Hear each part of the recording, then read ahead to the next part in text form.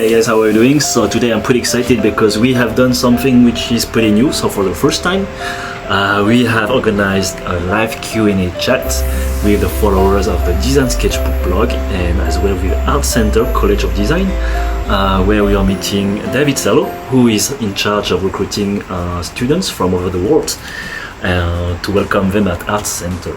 And so he's looking at thousands of portfolio per year, and he have greatly accepted to share with us his advices about portfolio and how to get hired in a design school, in art school, and as well to Art Center. Alright, so it's a pretty long video of great content. There is about 2 hours and 30. So it's more like, I would say, to listen as a podcast. So just play, and I'm pretty sure you are going to learn a lot of stuff for your portfolio and raise your chance to get hired in the design school of your choice. So see you on the other side.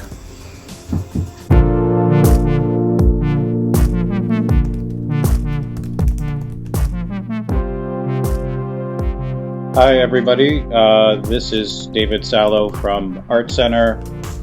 I just wanted to do a quick audio check. If you happen to hear my voice, that means the audio on my side is working well. And if you could just send me a quick email. Good. So it sounds like the audio is working well. We're going to start up in about 7 minutes or so. Both Shutak and I will have the ability to talk to you and have a little bit of a dialogue about portfolios. Yeah, I just wanted to get a quick audio check going. Maybe Shutak, on your end, if you can also confirm that you have the ability to talk. It's clicking that microphone icon at the top of the screen. Alright, so hello David, hello everyone. So can you hear me? If yes, can yes, you please I can. type in the chat? Okay, great. So David, fantastic. Technology actually works. It always surprises me a little bit when things tend to come together. And when it comes the first time, usually there's always like something happening just last minute with the technology things. I don't know. Yes. No, it's fine. Everything is smooth. Somebody mentioned in the chat box, and I'm hearing it a little bit myself. Shutek, on your end, it's I think the volume is not as loud as it could be. Okay, so I will speak closer to the mic. Is it better right now?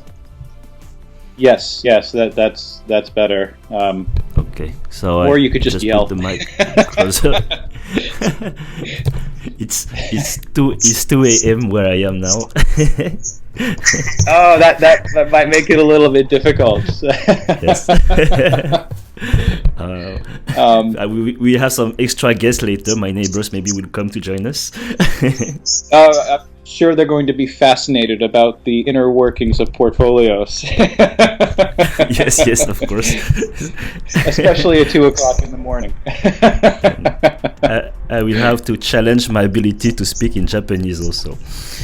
Oh, wow. Well, Japanese culture is very polite, so they probably won't even say anything to you. No, I will invite them to join us. Okay, well, fantastic. Yeah, that's a great thing tonight is that you are in LA. It's 9 a.m. on your side. On my side is the opposite of the world. It's 2 a.m. and I'm very curious to see also from participants, where do you guys come from? So you guys also can type us in the chat, where do you guys come from as well, and maybe what time is it on your side as well. We'll be just curious about it. Yeah, it's kind of exciting when you think about it, that around the world we can have everybody kind of at the same moment participating in something like this. The live aspect of it is something that I really appreciate. India, Paris, wow, Vancouver. Yeah, thank you very much, David, for proposing this live chat. It's a really cool idea. Oh, I'm so glad. Well, I've been seeing your videos, and I've been a fan of what you do. So I knew that it would just it would be just a inevitability that at some point we would talk, and you know, I would I hope that this will be the beginning of a dialogue between us. Will be amazing. Where we can, you know, yeah, fantastic. It's really an honor for me to have you. It's very unexpected.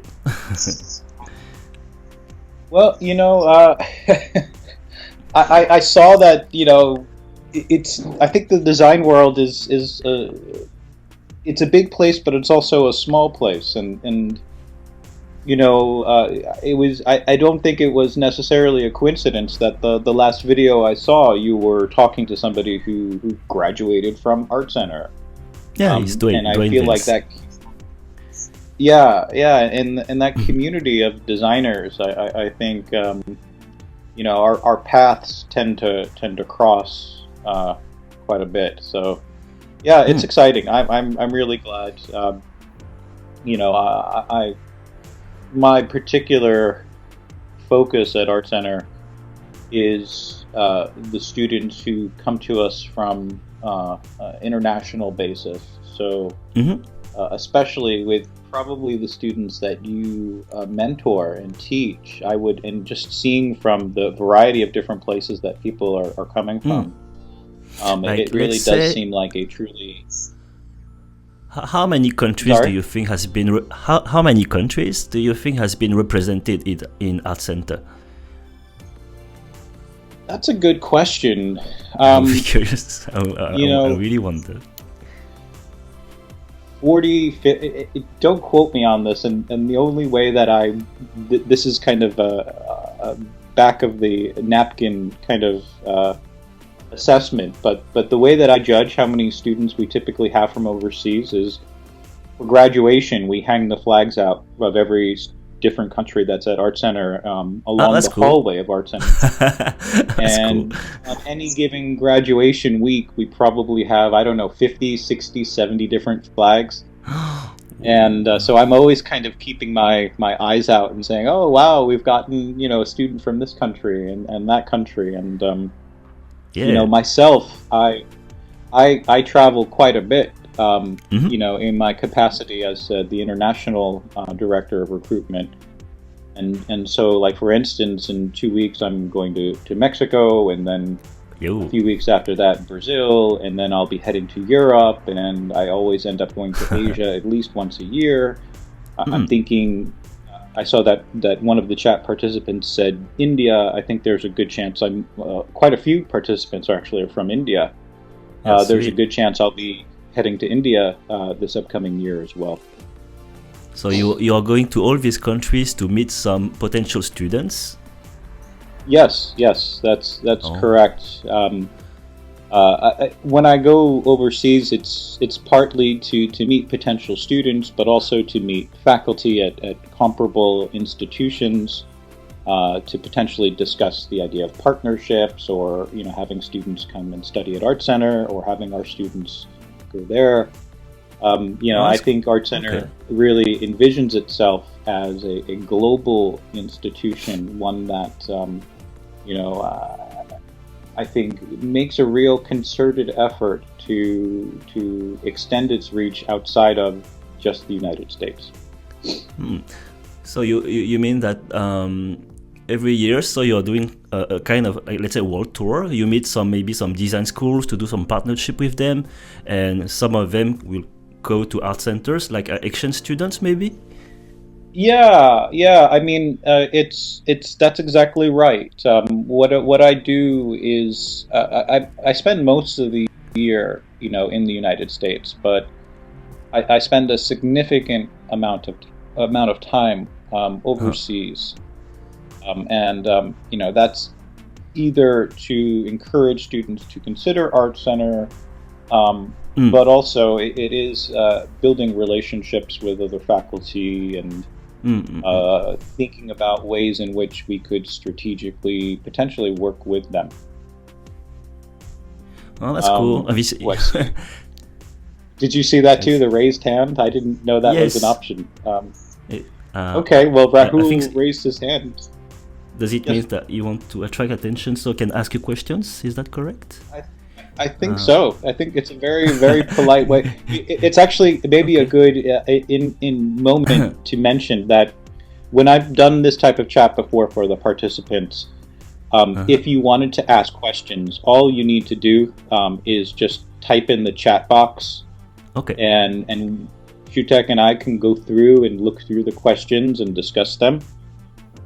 And that may be a good way to start. But one thing I was in anticipation of this discussion today, I thought about what could I say in the beginning to kind of start things off, and since it's right around 9 o'clock, it might be a good idea to start. So cool. Although everyone will be typing their questions now, I think I'd probably like to start things off today just with a little bit of a discussion about what I do and a little bit about Art Center to give background, and then we could go into the specific questions. Yes, perfect. So, all right. I am the Director of International Recruitment at the school, and as I was mentioning a few moments ago, my goal and the things that I focus on is making Art Center as international an institution as possible. Now, what that means on a practical level is that I am the point person for a student who's interested in Art Center and potentially studying there, and I can help them with their application and help them with their portfolio. One of the things that I think might be useful, because I think people have a variety of different backgrounds and a variety of different experiences, is to start the discussion with kind of an overview of what exactly is art school in the United States and why, because there is, I don't know, maybe people have heard some of the famous institutions like Art Center or RISD or CalArts, and they might be a little bit of a mystery. And I think there's a few important things that everyone should know a little bit about if you're thinking about studying in the United States, art school or design school in particular. The first thing I would mention is that there are a different class of institution, a different type of institution in the United States called art schools. Now, these would include places like Art Center, SVA, RISD, CalArts, School of the Art Institute. There's about 30 or so institutions that identify as art schools. Now, at the very same time that those institutions exist, universities in the United States, places like Berkeley and Stanford and Harvard and Yale, they all have art departments as well.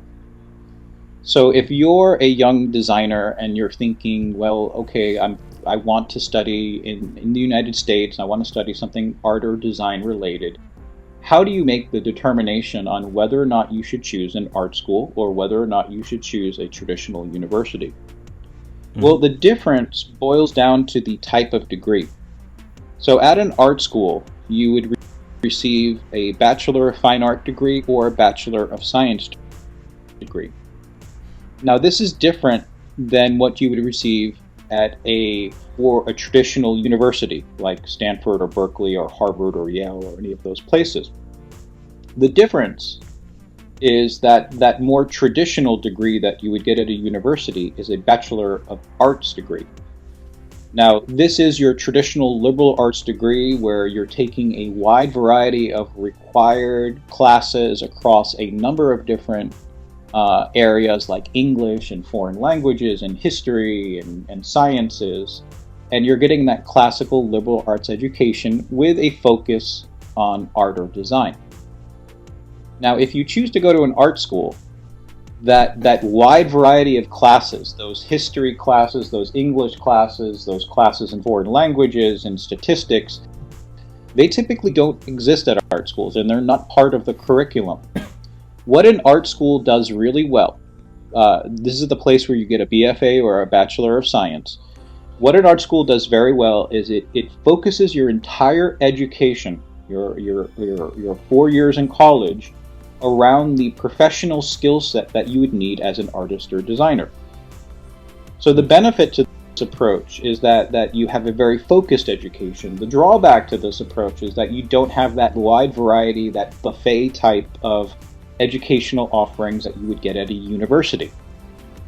Now, within those 30 or 40 art schools that exist in the United States, there is a fundamental difference between those schools and Art Center.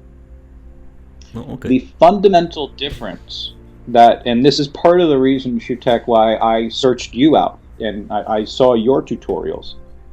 The fundamental difference between Art Center and these other institutions is those other institutions, and every one that I've listed, they all have freshman foundation year.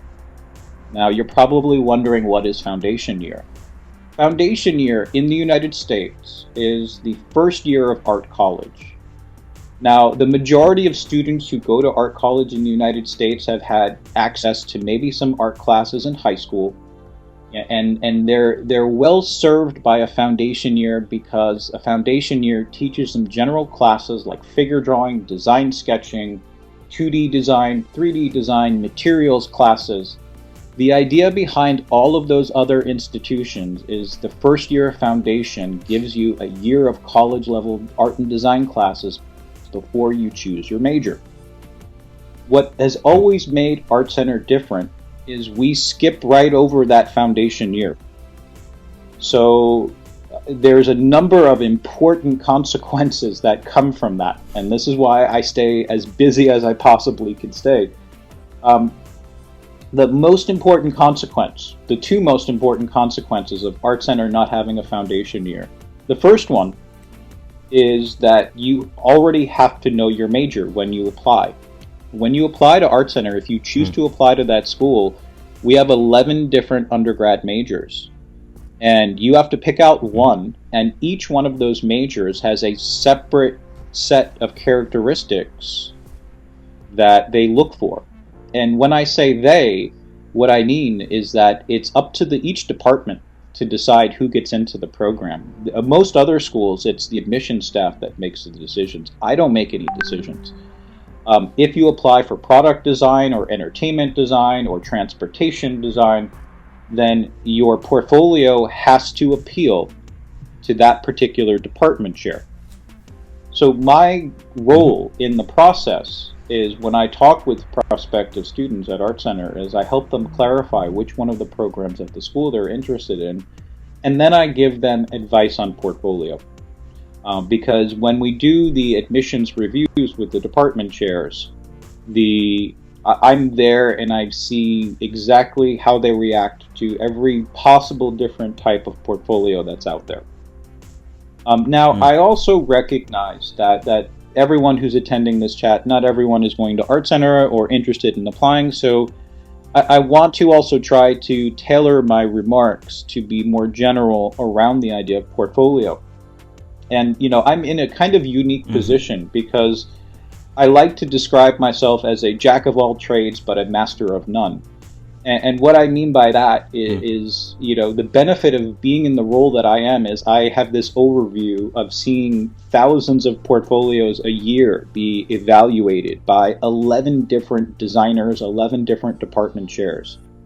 So there are a few things that I can extract and maybe discuss for the general benefit of everyone. And I say that also with the caveat that, with the understanding that my observations have been in the context of art school admissions. So please don't interpret my remarks as necessarily being applicable for somebody who is applying for a job as a designer. I can give you some overviews on my experience, but that experience is colored by my role in the admissions process. But I do think, even that being said, there are some kind of general things that I would talk about. So, and I'll try to interweave them into the discussion at the same time. The first thing, I want to kind of get back just for a second to some of the design school questions around portfolio. Now, I'm just going to talk about maybe one or two or three different types of portfolios that I think might be most common for the students who are listening today. The first program I want to talk about portfolio-wise is transportation design. Art Center has I would say, a legendary program in transportation design. Our graduates are responsible for over half of the cars that are designed in the world today. If you go to, any major car design firm and go down the roster of who's designing at that firm, there's a good chance that person has studied at Art Center. It's an insane program in terms of how much studio work they give you. And by the way, at Art Center, for every major, the benefit of going to that school is because we don't have foundation year and we focus in from the beginning, you end up taking anywhere from 30 to 40 different studio classes in your major, which is an insane level of preparation, but it really speaks to why our students typically do well in the workplace. For transportation design, what they want to see in a portfolio is 4 car designs, and the number one skill that they're looking for is design sketching. Surprise, surprise. One of the questions that I get often with transportation or product or entertainment design is, how much should be digital, how much should be hand sketching? And at least for art school admissions at Art Center, we tend to prefer that direct feel of hand sketched and marker based renderings. And I can tell you from my experience of those department chairs in the design areas, what we look for in a portfolio when we're asking for hand sketching is clear evidence that you've logged in the hours of, drawing freehand ellipses and learning perspective. The thing about digital, which I think makes it difficult for department chairs, is that there's no way to directly trace somebody's skill level when things are digital, because you can always go back and edit and make it look nicer, but there's something very direct and immediate about a marker-based rendering or a hand sketch. And it gives us an opportunity to appreciate, your skill level and whether or not you're ready for Art Center. So the other 2 majors I want to talk about really quickly. So for transportation design, we want to see 3 to 4 different car projects where you're showing us from the early concept all the way through to the marker-based renderings, your ideas for 3 vehicles. Do you mean that someone... design. Yes. David? Do you mean that someone, Yes. let's say, is fascinated by transport design but doesn't have portfolio yet, can apply to art centers by preparing these 4 design of cars? Yes. Well, here's the thing. There's definitely an overlap between the skills that you're teaching with design sketching in general and the type of skills that transportation design looks for. They both fall under that umbrella of design sketching.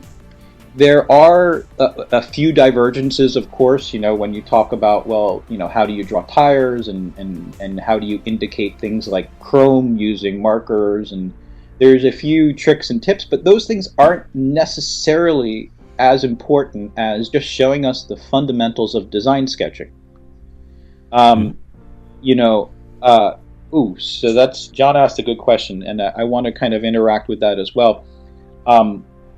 And I promise I will get to that. I'm trying to balance multiple things, but maybe actually let me. I don't know if anyone asked a question before John, but I want to John's question seems kind of pertinent. How does the Art Center prepare the students to tackle all the multidisciplinary stakeholders which come along during the usual development process? That's a good question. I think that speaks a little bit to the particulars of each program, so you'll forgive me if I speak in generalities. But I think one of the ways that Art Center does that is the way and the robustness with which we involve industry in the learning process at the school. So each one of the programs is set up to mimic a design studio. where students work on projects. We have something called sponsored projects at the school where, especially in the world of car design, but also product design, every single year we have companies come and sponsor projects where it's literally you're working for that company. So that idea of learning the skill sets that are pertinent to working across a variety of different fields is something that I think the number one goal of the school is to prepare you to seamlessly transition into the workplace, and the best way to do that is to recreate that as much as is possible at the school. No, that's so good. I hope that answers your question. What do you think, Shutak? Should I just go down the list of questions, or? You wanted to share something about product design? Oh yes, see that's the danger of focusing on the question. Okay, yes. So product design. So for product design portfolio, the department chair wants to see 3 to 4, maybe even 5 projects, and there are a few things I'd like to specify. Number one, the drawing and sketching skill set, the design drawing skill set, where you're showing. This is actually, I think, important. So the language in which you're communicating in your portfolio is the language of design sketching and design rendering. But what's really important, and I've noticed this in a number of different portfolios, is that the use of that language, it should be used to tell the story and express the evolution of your ideas in the portfolio. Every so often I see somebody who's acquired the language of design sketching, but they use it in a very illustrative way where they're presenting a number of different options rather than actively working through their designs on the page. And in general, I would say the more that your portfolio can tell the story of your design process, and that includes the roads you've taken and oftentimes the roads you did not take, but that there's a sense of narrative. And this points to, well, what should you be designing in your portfolio for product design? One of the things that the department chair has repeatedly asked for is that you design around human need. That, there's multiple ways to tackle the question of design. I mean, you could design a coffee cup that looks nicer or is more appealing to a consumer. Or you could start with the fundamental question of, like, how do people use this and what are the weak points? And is there an opportunity for me as a designer to design something that functions in a way that responds to how humans use things and how they live on a daily basis? So oftentimes I get the question of, like, well, what kind of product, do you have any ideas? And it's like, well, I just recommend to students that go about your daily life and those things that you like doing. If you play tennis, you probably know more about tennis rackets than anyone else. So maybe consider designing around those things that you know, rather than, designing something that you don't have a lot of knowledge of because you haven't lived with it. You don't have that intimate connection. Yeah, if you have passion on something, it actually helps a lot to convey this passion into this sketching as well. That's such a good point. This is maybe true. I was saying before, I wanted to try to extract things that might be useful for everyone. That idea of passion versus, like, not to set up this artificial opposition, but passion versus polish, right?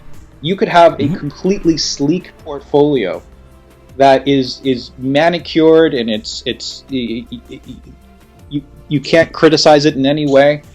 But then sometimes you place a portfolio that just conveys passion, that you get the sense of looking at the portfolio that this person has to do this. That if you put this person on a desert island, they would still fill up a bunch of sketchbooks and come up with these ideas. And that sense of passion, I've seen it move the department chairs sometimes as much, if not more, than like an elevated skill set or a perfectly polished portfolio. Also.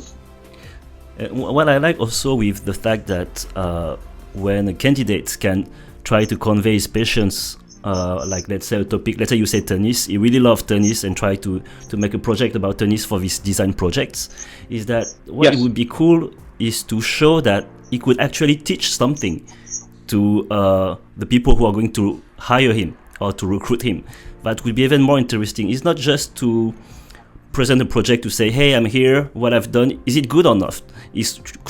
I believe that it should go further, and just to show that the candidate has done so much passion into it, like has in bring his own expertise into his project, that he's the opportunity. That's the kind of reversal mindset that could be even more, I would say, a fuel is energy to do a great project. Yeah, and here's the thing, just from a very practical level, and again, this might be more applicable for those students who are thinking about our design school admissions. I like to share with students the insight that I have, that sometimes, let's say you have a portfolio with 4 or 5 projects. Mm-hmm. There's no way for you to know in advance whether or not someone will like that end project. They might like your coffee mm-hmm. cup, they might like your tennis racket, they may not. But mm-hmm. if you include process work, if you include all of the preliminary sketches and the story of it, then you're just giving somebody more opportunities to find something they may like. I mean, that's what I've noticed over the years, is that sometimes those things in your portfolio that it's like the last couple of pages, you think, oh, well, this is the crowning moment. And oftentimes it's like the department chair will find a sketch 4 pages earlier that just communicates an idea or has a certain amount of passion around it, and that's the thing they focus on. So the benefit of including process work is that you give somebody more opportunities to find something they like. And process work also communicates passion. And I think in general, here's another insight that I would say. And I can only speak for art school admissions, but it might be comparable as well to other areas. When people typically review portfolios, it's never the case that it's like your portfolio is the only one we look at. It's not like we take your portfolio home, open up a bottle of wine, and spend time leafing through each page. It's normally they're viewed in the context of other portfolios. So when you put yourself into the position of somebody who's looking at 20 or 30 or 40 different portfolios, what is the characteristic of those that stand out? And I think on one level it is skill. But then again, in that room, there's going to be, with 30 different portfolios, maybe half of them will have an acceptable or good skill level. So what characterizes those 2 or 3 that just seem to stand out and that are different? In my experience, it's been the passion that's conveyed in the portfolio, the uniqueness of the idea. Sometimes it's even the presentation. There's another major at the school, entertainment design. And Art Center also has a little bit of a famous history in entertainment design. When you think about who are the industrial designers from everything from Star Wars onto cars, they've come from Art Center. And the entertainment design portfolio, we ask for 4 different things. We ask for characters, environments, vehicles, and props. And over the years, there's evolved a very standard formatting to this portfolio, and I've noticed that a lot of times if somebody sticks to that format too closely, they just become one of many different types of portfolios. So I'm always trying to, when I work with students, and one of the great things about what I do for Art Center is because I'm not part of the decision-making process, I'm freed up to advise students and work with students and give them my opinion on presentation. And when I work with students and give them advice, it's always trying to do 2 things. It's on the one hand trying to make sure that they're satisfying what the department wants to see, but also like fundamentally asking the question, how do we make this portfolio different? Like, how do we make it stand out? What are those areas? And oftentimes it's like finding something in a sketchbook that somebody did at 3 o'clock in the morning, and they're thinking nobody wants to see this. But that element of difference, that element of uniqueness, that element of surprise cannot be discounted. Assuming everything is equal, assuming you have the skill level to be competitive, what is that characteristic, that X factor? It is that element of surprise and difference, and oftentimes that's communicated through those projects that you're most passionate about. I would have a question, David. Yes. Is that, let's say this uniqueness, let's say you have a candidate which has a very unique style, Yes. but which has never been seen in the industry yet. Would it take it more as a risk or more like an opportunity as a great candidate to bring in? So, can you rephrase that slightly different? Can you say that again? I'm not sure I completely got that. Because, okay, let's say within the design industry, like on the markets, if a candidate has something to propose in his portfolio that is very unique but never seen before, which we can question if it would be applicable or not within the design industry, would you take it more as a risk to hire him, to recruit him, or more as an opportunity? Well, okay, I think that's a good question. It's a question that I can really only answer for the context of the world that I live in, which is the admissions to design school. I would hesitate to speculate on the element of risk when it comes to professional portfolios, because it's an area that I don't have that professional experience. In my world, in the world that I inhabit, of watching department chairs decide on portfolios, I think that element of risk is wonderful, and it's such an amazing characteristic to have. I think one way to maybe hedge your bets, and maybe for those people who are thinking in terms of professional portfolios, is be that risk taker, but also show your portfolio to people whose opinion you value and who are in that particular industry, and get their feedback. I can't stress enough, this is something that is important, though. I do want to mention this because every year I work with hundreds, if not thousands, of students, and oftentimes there's a hesitancy and a reluctance on the part of a student to show their work to other people. And it's this idea that you're a mad scientist and you're not going to show it to anyone until it's perfect and complete. And the advice that I give, and maybe the advice you would get from other people, oftentimes can be the most valuable in the beginning stages of the process, to kind of play devil's advocate, to ask those questions early. So this natural impulse that I think a lot of people have to protect and hide their portfolio until it's perfect, I'd recommend to work against that, and don't be shy, and don't be hesitant about sharing your early versions of the portfolio. I mean, I assume on the professional level there might be some considerations about, well, intellectual property. For Art Center, everything that you show us is, of course, 100% confidential. We never would disclose it to anyone. But yeah, I don't know. That just came to mind. Do you think maybe I know that I addressed like an early question, but the questions have been queuing up a little bit. Okay, let's start with so the maybe Q&A. it might be good to kind of respond to the questions. Sure. And okay, so let's see. Where did I leave off? We had a question from Shinhan Sub at the beginning. If you scroll up. Okay.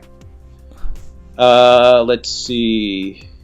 Where was that? Shinhan Sub. Okay. What was? I see that he said hello. What was the question he asked? Hello. Where do you use to get the design source? I'm not sure. Yeah. I was okay. Yeah. Okay. So I don't know what that means exactly. Where do you use to get the design source? Maybe if we can get more clarification. Will be awesome. Okay. So we go to the next one. Yeah. Okay. Batil, how should be ideal portfolio to get admission in top design college? So there's two different ways to go about that. Number one, if you're applying to any other school in the United States or most of them, they're going to ask you for 12 works, that 12 to 15 works, and it's up to you to pick one. If you apply to Art Center, we change. It's different. It's like you have to pick out a major. You have to follow the portfolio requirements for that major on our website. You typically would show your portfolio to me 2 or 3 or 4 different times before you apply. And my goal would be to get your portfolio into the format that that department chair likes to see. So if you're talking about those other schools, the ideal portfolio for those kind of shows a mix of creativity, potential, and skill, but I can't talk beyond that because every school looks for maybe something different. For Art Center, the portfolio is more of a balance between showing your ideas and showing the department chair the particular skill sets that they need to see to be comfortable admitting you into their program. So we do place quite a bit of emphasis on the clearly defined skill sets that each department wants to see at Art Center. So that's that balance, really. Okay, so moving on. Let's see. Does the Art Center... We talked about the multidisciplinary question that John asks. Daphne, Master in Interaction Design. I can't speak about getting into design consultancies. That's outside of my skill set, unfortunately. Sorry, Daphne. Same question. How a self-employed people can prove his or experience while working as a freelancer. Yeah, that's a tough question that Viet Dong is asking. Again, it's something that I don't know if I can necessarily answer. I think it does touch upon the question of like the value of potentially going to an art school. Is that part of it is the instruction you would receive, but part of it is you get access to this network of instructors who work in the industry, of businesses and major companies that come to campus and sponsor projects that come to campus when our students have portfolio shows. So I think one of the benefits, and it's maybe one of the challenges as a self-employed person, is how do you build that network yourself, or how do you tap into it? And I can't really speak to that. But it is one of the benefits, I think, in general of going to a school, is that you do get access to this network. Kaveri Popat, how should we emphasize skills we are very strong at and main subtlety to the other, like it shows the balance between all my projects and skills? It's a good question. How do you emphasize skills that you're strong at? For Art Center, it's kind of a balance between emphasizing those things that you're good at, but also making sure that the things you're emphasizing are the things that the department really wants to see. So for example, if you're really an amazing painter, but your goal is to become a car designer, that amazing ability to paint is not going to be something you would emphasize in your portfolio. I think the more that you can find something that you are passionate and good about and follow that direction, the more that's in alignment, I think that the more your portfolio will be a good balance of those things that you are passionate about and those things that you want to achieve. Art Center for PG and Transportation Design.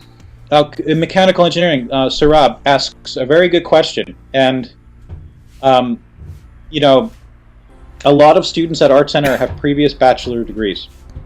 That's just the reality. Oftentimes, especially for something like transportation design or product design, they may come to us from an engineering background. Sometimes we have architecture students study environmental design at the school. And so just because you have a previous degree, it can make your experience richer at Art Center, but the number one thing there, it's not going to matter so much as can you do the portfolio work. If you want to apply for transportation design, start sketching cars in the right way. Start learning how to render cars. Those are the skill set. That's the most important thing. Graphic design is mentioned here. So graphic design, super important. With graphic design, please show process work. Please show typography. Please show your layouts. Please endeavor to tell the story of your design decisions. One of the biggest pitfalls I've seen in graphic design portfolios, and again, this is just for art school admissions, it's not necessarily for professional admissions, for admission to a job, is oftentimes with graphic design, we just get presented with poster design, layout design, package design, but there's no process. There's no way for us to understand how you arrived at your goal. Having that thread of narrative, showing us how diligent you are, that when you're designing a poster, that you have 3 or 4 pages of typographic explorations, that typography is in your blood, that it's something that you're passionate about, that choosing the right typeface for the right job, the right layout, the right color comps, that passion gets expressed in your portfolio. Because like I was saying before, if you express that passion, even if they don't like the final decision, they're still going to respect the effort and time you've put into that. Okay, so depending on your insights on doing what we feel comfortable shall be specific while we choose studios for internships, being a refresher in the industry if we're doing bachelors. I don't know if I could answer that question, because again, that's more on the internship question. I'm more on the admissions side of things. So, Pradeep, how can anyone with a background in engineering with a passion for product design, who is in design products but doesn't have a portfolio, I would say just make a portfolio that shows 3 or 4 products that show that you have an insight into how people use things and that you've spent time learning how to do design sketching and design rendering. We want people to come to Art Center. I mean, the reason why I go around the world, why in 2 weeks I'll be in Mexico and a couple of weeks after that in Brazil and Colombia, is because of the fact that we know how difficult it is to get into Art Center, and we want to give you every resource possible. So if you're willing to do the work, you can get into the school. Let's see. Santiago, I know that narrative is necessary, but at the time of slides we have to show in our projects what is known at the amount of time you spend is a small one, so you... yeah, that's a good question. Santiago asks a good question about, portfolios in general, telling a narrative, and how long should a portfolio be, and how do you judge that?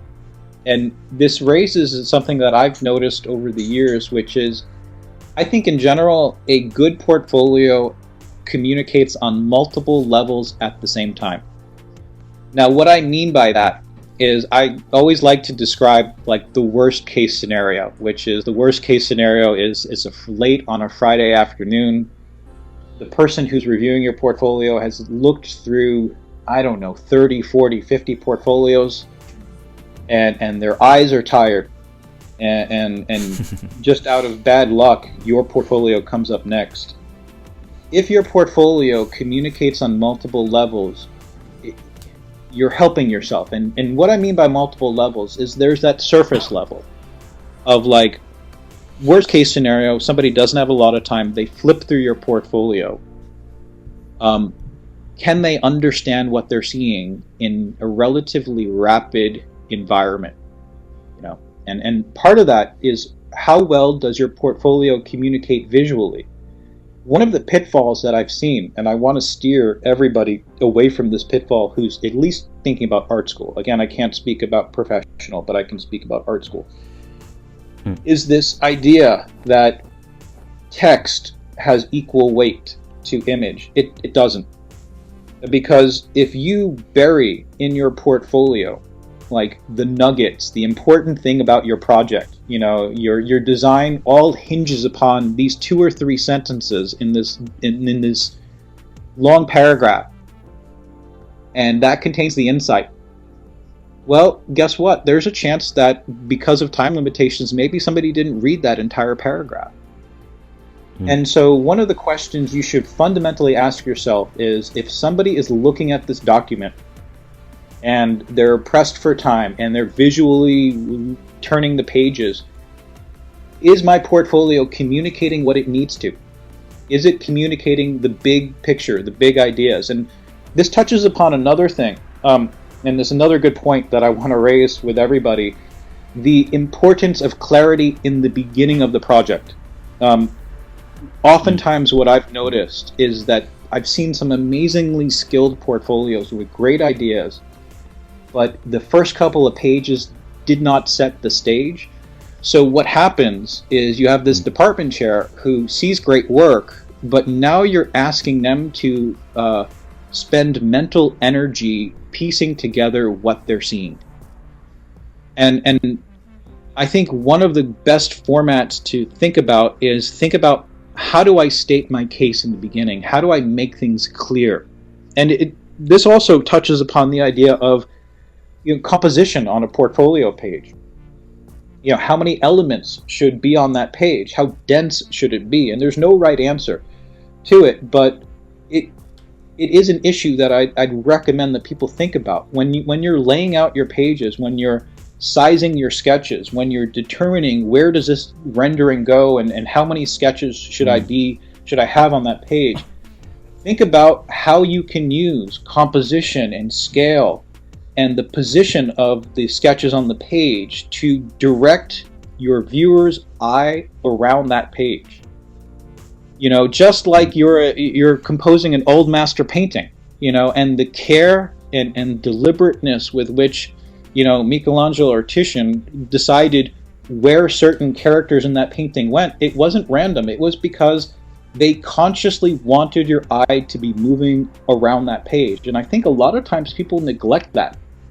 They offer up standard portfolios where it's like every design sketch is the same proportion, and there's nothing to kind of direct your eye around it. And I would just emphasize to you guys that maybe think about the visual elements that you have at hand that might help you in visually emphasizing things in that page, so that your person's glance and the way they look around that page is you're directing that, you're leading that. And that's one way of setting up the stage. Now, I wouldn't kind of imply that text is not important. It is. But I think it's, how do you strategically use text? The way I look upon text is there's things like the callouts, right? Where it's just like a single line of text and you've got, an arrow that points to an element of your design. And those things are important and necessary. And then you've got the more explanatory text. And, the way that the more explanatory texts work is, I think you should ask yourself, is everything being visually communicated? And if it is, well, then that explanatory text is kind of like the icing on the cake. It's there if somebody wants to dive in, and this is what I mean by portfolio communicating on multiple levels. You've got the visual level that immediately conveys your message, but then you've got the textual level that, well, guess what? Maybe somebody really likes this idea. Maybe they love this page. Well, the text that's there is it gives them the opportunity to take more of a deep dive into, what you're thinking about. So I think having it communicate on those multiple levels can be advantageous for you. Okay, on to the next question. Let's see, John, but don't you think a portfolio is a pretty small window to get an idea of? Yeah, it is. Yeah, I agree with that sentiment. Yeah, and I think portfolio is kind of like it's the best of all possible evils. Sure, I think, this also speaks to for example, our graduate industrial design program, they don't just rely upon portfolios. For the graduate industrial design program, they look super close at the essays. They interview students before they admit them. And I think the logistics of something like product design undergrad or transportation design undergrad, we have to rely upon the portfolios. It's an incomplete picture of somebody, but it's the best of all possible evils. Chloe, okay, I guess she's responding to John. Crystal. Oh. Okay. Oh, just a quick. Oh, quick add-on Crystal. about. Apparently, Crystal knows me with weird shoes. Hey, David, you have to realize, Crystal, I work at an art school, so the weird shoes only narrows it down to about 20 people that I've met before. And entertainment design. Yeah, that's a tough program to get into because they ask for 4 different categories of work. They ask for character design, environment design, prop design, and vehicle design. We can talk offline about what needs to go into that portfolio. Joaquin, industrial design at Buenos Aires, fantastic. Then you already know design sketching. So then we just kind of talk about how you transition that into a car portfolio. There's a lot of overlap between those 2 areas. So it's just send me what you have and I can work with you from there. Service design, I don't know what that is. Shutek, do you know what service design is? No, not sure about it neither.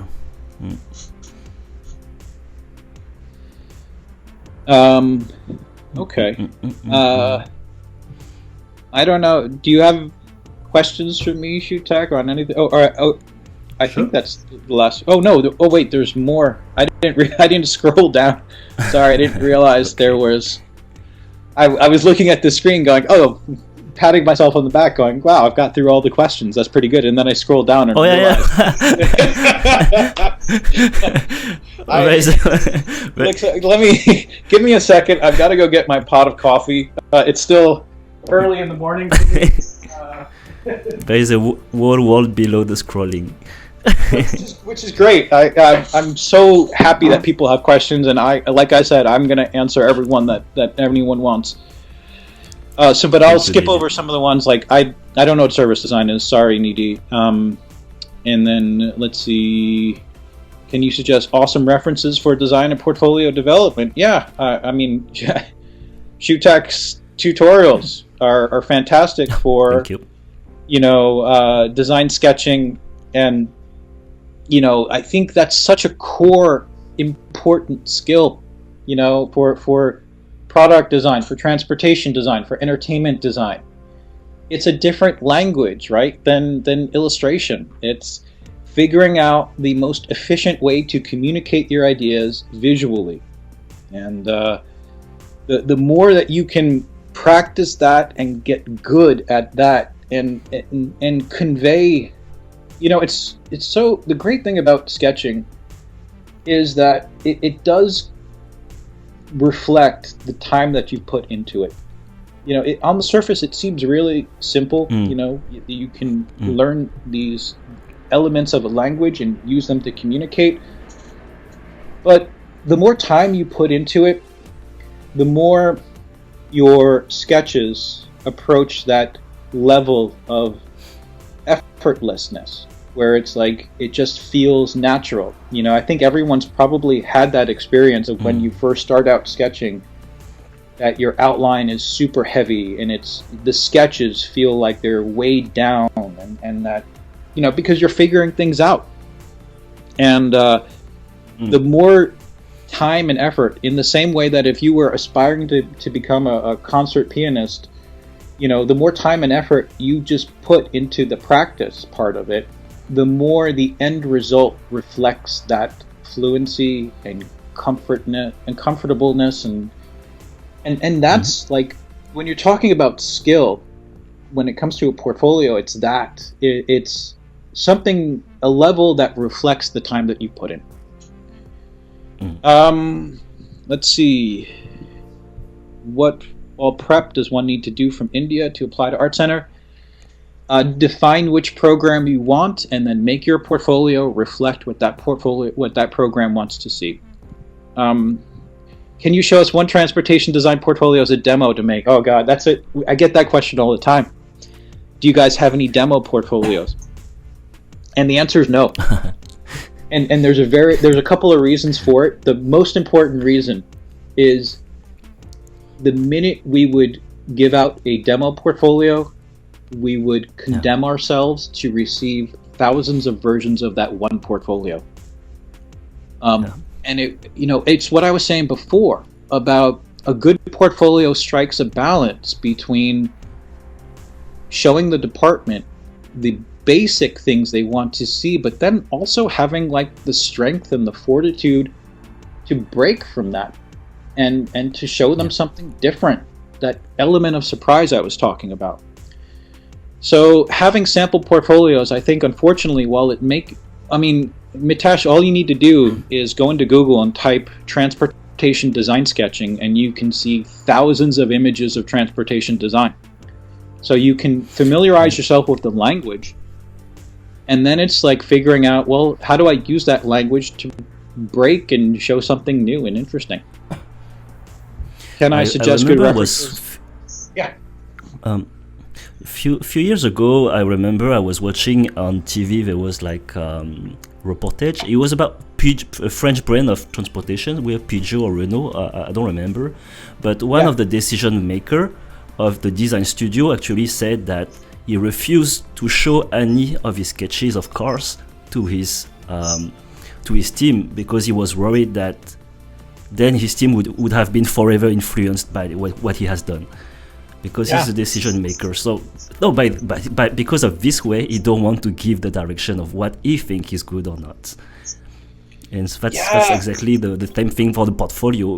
We have to figure out ourselves which message that we want to convey ourselves, and not being, like, I would say, polluted by something which is considered good, because we all have something to put on the table, and hopefully this is what is going to be popping out in the school that we are going to apply for. Yeah, it's such an interesting question, isn't it? The question of influence. Because on the one hand, I think as a designer, I come from, my background before Art Center was I came from more of the fine art world. And, the question of influence is such an interesting one, because on the one hand, like, you do want to absorb all of the great things that exist in the world, all of the great designers who are there and what they have to say. But then it's almost like a conscious forgetting, where it's like, okay, well, now I've seen all this work, and now I've got to come up with something new and something different. And that's the challenge of the portfolio, right? Is to kind of always walk that line between getting something that's understandable and recognizable, but at the same time having the strength to be like, I'm just going to throw this idea out there. I'm always partial to the students who take that chance to come up with something different, because I think the great things are the things where people have taken big chances, and sometimes you fall flat on your face and it doesn't work. But even if you do, I think people will fundamentally respect that person who is willing to think differently. So, okay, so let's see.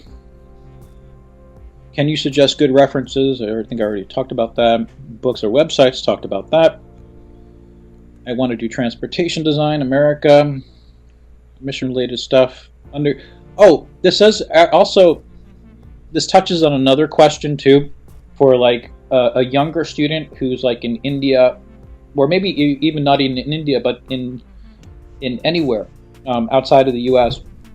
There are multiple ways to study transportation design at Art Center. I mean, yes, the ideal way to go would be to become a full-time student, but oftentimes students who come to us from overseas, maybe they don't have the car sketching skills yet, or maybe they don't have the required TOEFL score, the English language exam. There's an institution like right close to Art Center called Pasadena City College, and that school gives international students visas. That school has a design program. That school is very inexpensive, and that school feeds a ton of students into Art Center. So even if you're like in 11th grade or getting close to graduating from a foreign high school, and you look at transportation design and you're thinking, well, I don't think I could ever do that, you can. You can come out, and Art Center also teaches classes at night. I've taken them myself. Also, I mean, there are basic introduction to transportation design classes taught by car designers who work at Honda and Mazda, who graduated from Art Center, who feel such a strong connection to the school that they enjoy giving up their Thursday and Friday nights teaching beginning car design to students. And I love those classes. Those classes are amazing. I still take them today.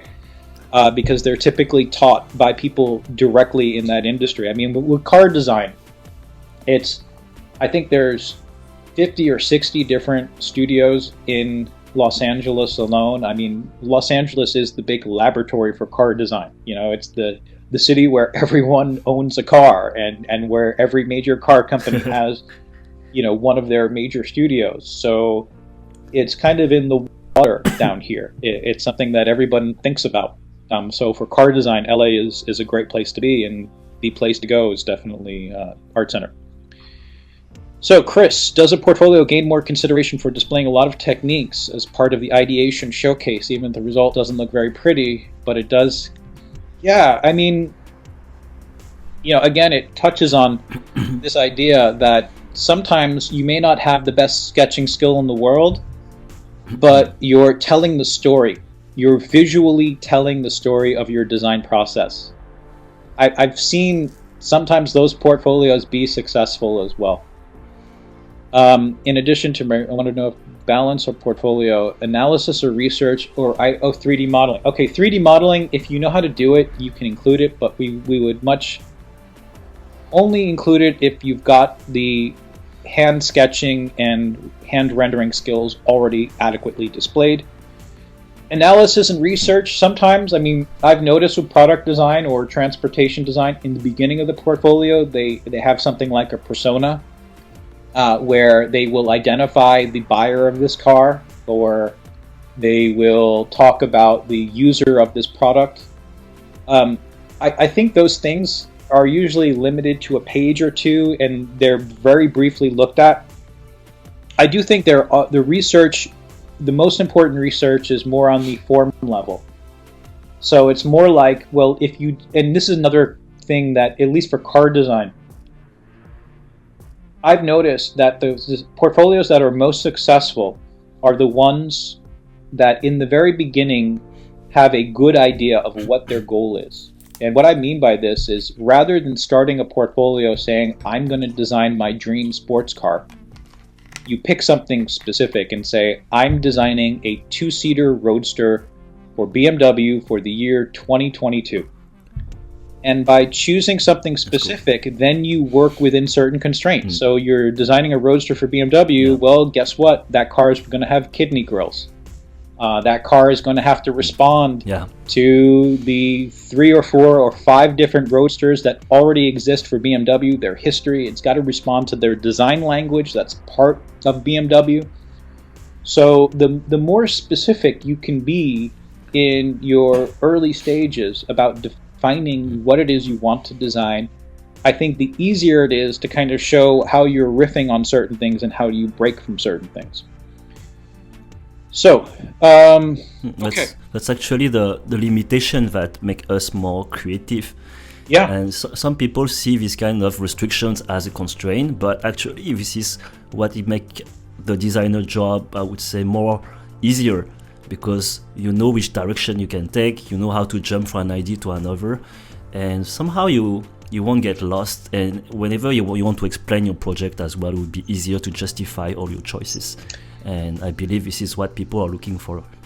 Yeah, you know, and I've noticed it too. I think one of the things I've noticed is the more you can formalize what you want your end product to look like, the easier it is to avoid the blockages that I've seen certain students have, where it's like, when you first start out on a project, it's like there's like an infinite universe of possible things that you could potentially do. Yeah, when you start with an abstract notion of a sports car, you could beat yourself over the head going, well, do I make a Miata? Do I make a BMW? Do I make a Lamborghini? Yeah. Do I combine them?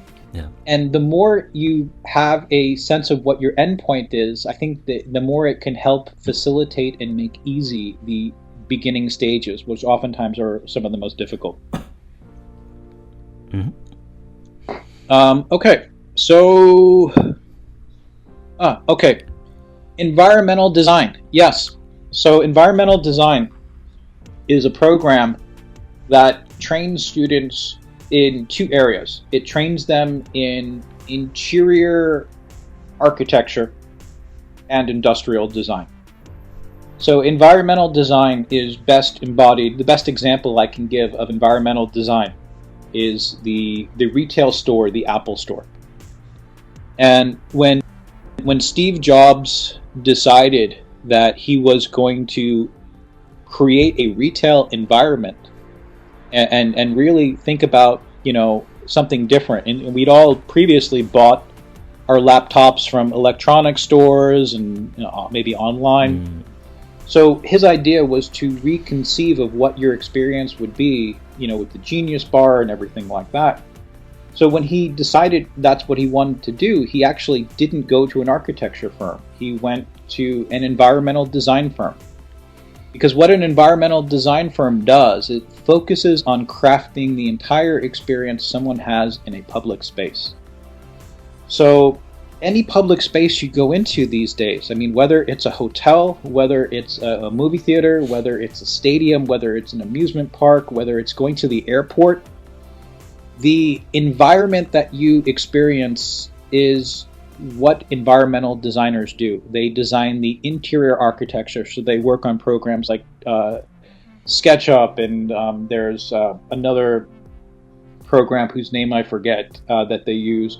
But they also focus on industrial design. So they focus on furniture design and lighting design. And by the way, the guy who designed, when I mentioned the Apple Store, that was Tim Kobe. He graduated from Art Center in environmental design maybe 10, 15 years ago. Another project that he's done was, if you've ever flown on Virgin planes, they have like this really cool like purple interior. He redesigned that as well. So environmental design covers designing those areas that are just any place that the public goes, and it's designing the inside experience, the way somebody... It includes everything from graphic design and wall graphics to the architectural space to the furniture and the lighting. And that's really what... We have a lot of students come to us actually in this major who have studied architecture, but it's not necessary, but a lot of times people go into architecture and they think, oh great, I'm going to be an architect. And the reality of architecture is you study architecture and you end up working for a firm and you end up working on a very specific part of a larger project. And I think the benefit of environmental design is, rather than being that specialist where you're kind of focused on designing one room of a larger structure, you're more the designer. So environmental designers work for architecture firms. The thing that I want to clarify is it's not a degree in architecture, so it doesn't have that engineering component where an architect can analyze plans, look at plans, officially sign off on them, but that only comes after getting years and years of licensing and gradations and a background in engineering as well as design, whereas environmental design is just pure design. You're creating that experience. You're working with architects who are working alongside you, but you're that person who has the concept of what somebody is going to feel when they go into a public space. Master's degree. Santiago asks a good question. The master's degree is kind of a unique thing. It depends on the major. So, for instance, like the master's degree in transportation design at Art Center is more about transportation systems. And it's more about kind of the upper levels of like, if I wanted to work for a car design firm or I wanted to work for a city or a municipality, you're looking at the entire ecosystem and there's a business component. And the same thing with graduate industrial design at Art Center. It's looking at the systems of consumption and how do you design something, how do you design a system rather than an individual object. I mentioned before, we have a lot of students at Art Center who have previous degrees who do our undergrad program, because the undergrad programs at Art Center are so specific. If you went from engineering into car design, you're not going to duplicate anything you've learned as an engineer previously. So just because you have a previous undergrad does not necessarily mean that you want to be looking at the grad programs. The grad programs in general are there for designers who want to transition perhaps from a design role to more of a managerial role. So for instance, our industrial design program has a partnership with an MBA program where you could get a joint MBA and master's at the same time at the Drucker School. So it's a kind of a different thing. When am I coming to India? I have to figure that out. I'd love to get more advice on that from India students. It's the first time I'll be going. I have to write up a proposal and figure out what time of year to go, but I hope to come next year. Interior designer, Sweta, if you wanted to become an environmental designer, which means to add on that element of industrial design, then environmental design might be a good program to look at. What do you think mentors should look for? Concepts weigh a lot, or the graphic and renders? Product design, it's kind of a mix, Kaveri, between the value of good concepts in your portfolio versus the value of the presentation.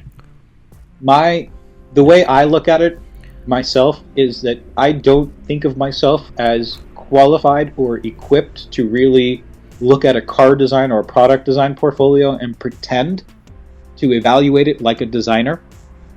One of the great things about doing what I do is I evaluate it just on how it visually communicates. I have like a pair of eyes that are not really influenced by having a strong background in one design field. So I look at everything equally. I look at it with the question of, does this portfolio communicate well? You know, is this person's core ideas, are they coming through? And if they're not, what can we do to formulate this better in terms of the presentation of the portfolio? That's really where I'm good at. You know, I'm sure I have design preferences too.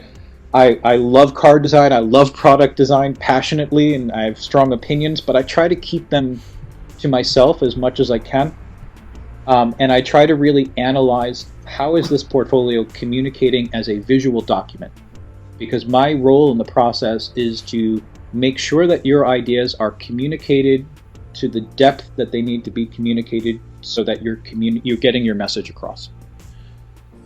Yeah, I remember like when I was students, is that even though our major was product design, we needed to have double hats. One hat was in product design field and another hat was more in visual communications. And it was kind of also taking inspiration like how packaging was doing, like as you said previously about compositions, how we have to direct people's eyes. Yeah. Like on you don't, when you do a board, we don't want the people, the audience, to come and see the board and then they pick up randomly what they could get, the informations, but we have to direct them, the eyes, and like we can pre-plan the direction they are going to see the thing, like a story. Yeah, it's such an interesting thing to communication in general, because you do have like this core idea. You might have a great concept, but that concept is limited to the extent that you can communicate it well. We every year at Art Center we have something called the Car Classic, which it happens in October, and like our famous alumni in the car design world all come back to Pasadena, and they put on these conferences, and there's this big car show on campus. And I was talking with one of the designers I won't mention any names or anything, but he's very well known in the car design world, and I was asking him about the success of another designer had and why that person was successful. And the thing that I took from that conversation, which was so interesting to me, was he said that this person's designs weren't necessarily the best designs in the room, but he could communicate and sell those concepts better than anyone else. And I heard that, and I was just like, a light bulb went off, and I was like, that makes complete sense to me. Like, I understand 100% what you're saying.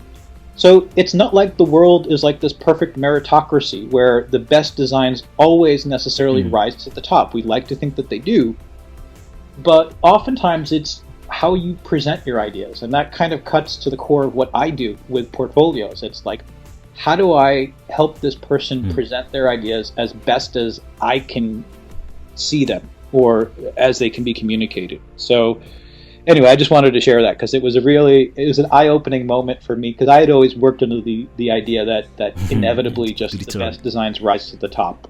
Yeah. Literally, because it's really important to have this on mind, because then you know how to play with the rules. Yeah. And does candidate can come to see you present the portfolio, then get your feedback and reapply later? Is it something that you are sensitive to? Oh yeah, thank you for mentioning that. A lot of times students, when they think about admissions, they have this very kind of life-changing concept, like, I'm going to apply to this school, and if I get in, my life is going to change one way. If I don't get in, well, then my life is going to change another way. I have the benefit of seeing most of the students who apply to Art Center, and there's a fair amount of students who applied 2 or 3 or 4 times. And each time they do, it's like, well, I didn't get in this time, but I'm not giving up. And if you apply and don't get in, all you need to do is email me or Skype me, and I can give you the reasons why that the department chair thought there could be areas for improvement. And the effect that applying more than once, I've noticed over the years that more often than not, a department chair will look at somebody who's applied more than once and say, you know what, this person really wants to come here. I think, you know, Art Center is a unique place because of the fact we don't teach foundation year. We have this built-in expectation that people are going to come to Art Center at different stages of their life.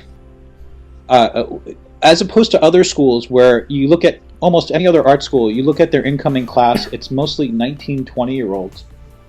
At Art Center, the incoming freshman could be 19 or 20, or could be 25 or 30, or even I've had people 40 years old come to Art Center and start a degree then.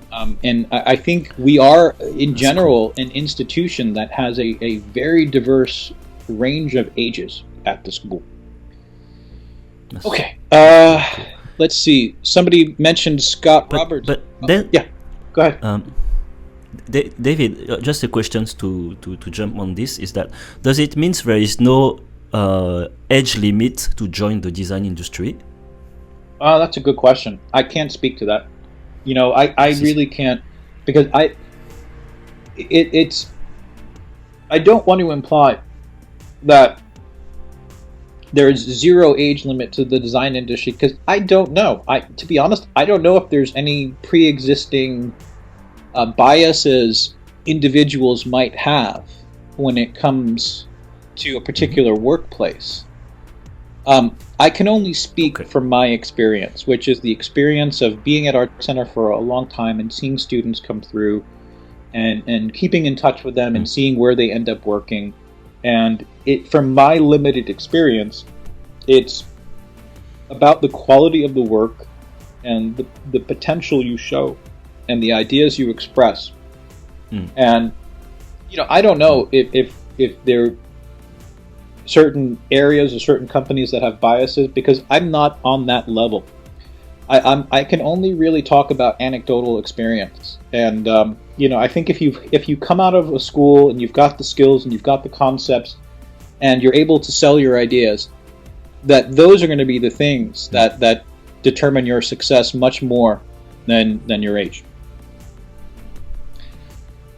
Somebody mentioned Scott Robertson. That's a good resource too. Scott Robertson was the original chair of entertainment design at Art Center.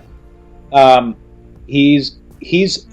his area of specialty is entertainment design. So that's basically entertainment design is how do you apply industrial design to the entertainment industry, drawing spaceships, weapons, and guns and things like that. He's got a fantastic book called How to Draw. It lays out a lot of entertainment design there. Let's see. Book or website, Help in Design Sketching. Again, Scott Robertson's a good one. Of course, Shutek's got a wonderful series of tutorials, and I would recommend him highly as well. Design Sketchbook, there you go. Let's see. Can you do a Master's of Design in any top design school just by having a diploma in car design? Well, Shashank, I want to, you know, one of the things I would say is that I would recommend looking at the industry and seeing in particular what is the normal degree for this industry. So for transportation design, the general expectation is that you are a car designer with a bachelor's in transportation design. And that's like why so many students who have previous degrees will get a second degree from Art Center, because the undergrad program is in transportation design, and it's there to train you as a car designer. Now, I would say please avoid the mistake of just choosing a master's program just because of the fact that you have a previous undergrad degree. And I know that there are schools that will offer master's degrees specifically to cater to those people who have previous degrees. And it's kind of like a quick way of getting, you know, some sort of qualifications. But I would just say look at the we publish our curriculum for every one of our majors, and if you were to look at the transportation design curriculum on our website, you would get a real sense of just how intensive that preparation is. And that's what I love. Honestly, that's what I love about the school. If you look at any of our programs and you look at just the sheer number of classes in each one of those majors, and I have this feeling that the students, by the time they leave Art Center and they've made it through that really rigorous training, just have a skill set that is unique for that industry. Okay, so let's see. My whole life I was really into design but never started sketching, fundamental sketching. I love it. I love drawing ellipses, circles, lines every day. Like, that's relaxing to me. I don't know, Erwin, everyone's timeline is different, but the fact that you enjoy doing that grunt work of ellipses, circles, and lines, like, that's speaking a language that I fully appreciate and love. I mean, when I started to take design sketching classes at Art Center, and I was filling up books with straight line, like even just the Zen practice of like how to draw a straight line over and over again. But there's more, of course, than that, right? I mean, the fundamentals are great, but you're going to have to learn the how to present the ideas, and you're going to have the ideas as well. You know, I think that's important. Someone put a link to the Gnomon workshop. That's great. Gnomon was started by 3 graduates from Art Center, specifically as a means of training people to have the skills to be ready for Art Center. You know, there, at least in California, but also in New York and in other major cities in the United States, there are a lot of preparatory academies that help fill in that foundation year. You know, I think there are many ways to get your foundations together, and you don't necessarily have to go to a school for foundation year. I mean, that's the great option that Art Center offers. We say to you, do all of this work before you come here. Like, become as good as you can in design sketching, and that what we'll offer you is we're going to drop you right into a very intensive program. And so we offer a different approach, which is sometimes it takes longer to get into Art Center, but there's, I think, a benefit to it. Obviously, I wouldn't work for them and feel so passionately about it if I didn't believe that. Okay, let's see. Essays and the type of content design. Okay, so essays for us, I mean, it depends on grad school. Maybe they matter a little bit more, but for our undergrad program, we are so focused on portfolio that oftentimes we'll look at your essay to get a sense of who you are, and we want to get a sense of your personality. And I know other schools that have foundation year look at more of a balance between grades and essays and portfolio, but that's because it's the admission staff at those schools that make the determinations. At Art Center, when we have the department chair for a few hours a week, that person typically is focused like a laser beam on the portfolio, because their number one question that I hear all the time is, if I admit this person into our program, how are they going to do? Are they going to survive? Are they going to do well? And the essays don't really tell us that. What tells us that is the portfolio. How do I represent an architectural portfolio sheet at its best? Send me maybe images, and we can talk about the specifics on that. Is there a transfer? Master's in architecture. Again, it's environmental design. It's a little bit different than architecture. Let's see. Yes, learn with a link. Totally agreeing. Question of influence. Perfect. Okay. Agree that more how students can empower to make proud. Yeah, again, John, I agree with you too, and in ShoeTech as well. It's like the question of influence is such a great question, and it's like part of the reason why I think you build up your fundamentals is you're building up that strength and that courage to be influenced, but also to be able to break from it too. Okay, scholarship. Oh, yeah. Thank you, Santiago. That's the, as we say here in the States, that's the $64,000 question, the one about scholarships. And that's just a reference to like an old TV show. It's not particular to a dollar amount or anything like that. So the scholarship question for international students. We do offer scholarships for international students. The scholarships are 100% based on merit. So what that means is how much does your portfolio appeal to that department chair?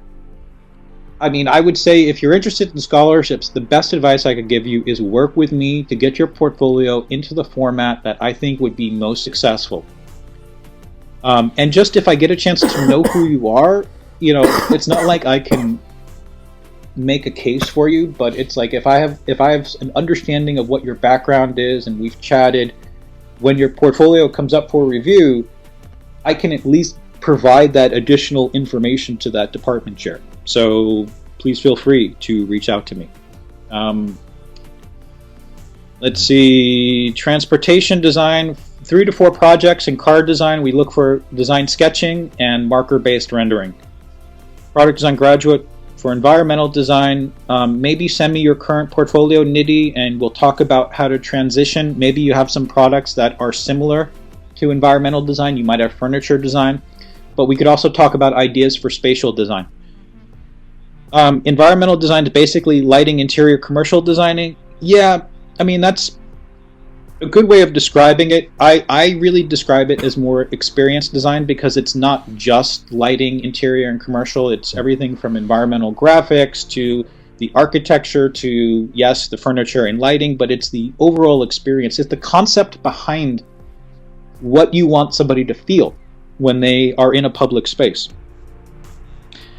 How do designers know that it will work?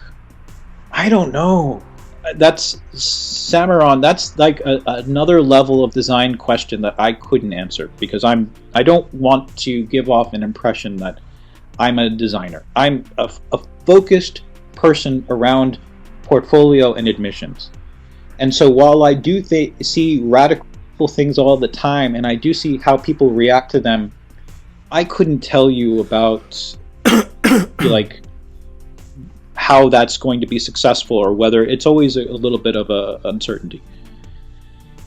Preparing a master's global design program, what do I think about global design? Hour day? I don't know. That's a difficult question. May I jump on something about David? Just to jump on the question of Samiran is that she's now worried about the success of the product, about the transportation design, but it could be as well for product design. Is that I believe that, as you said, for application for a school and application for a job is actually different. Yeah. Is that as long as there is still this student thing in the context, I would say that the most important thing is not really the success in the market of the product, but more about how you're going to justify everything of your choices that you will present your product. And this is where actually you should take advantage of this context of being applying for a school, is that you can go crazy, you can take bold decisions to show how far you can go. And because how high you can go, you will always be able to go lower for, let's say, something more commercial if needed within the industry. If you show you can go super high, then later on we can work on how to go something more commercial, I would say. Yeah. So don't be.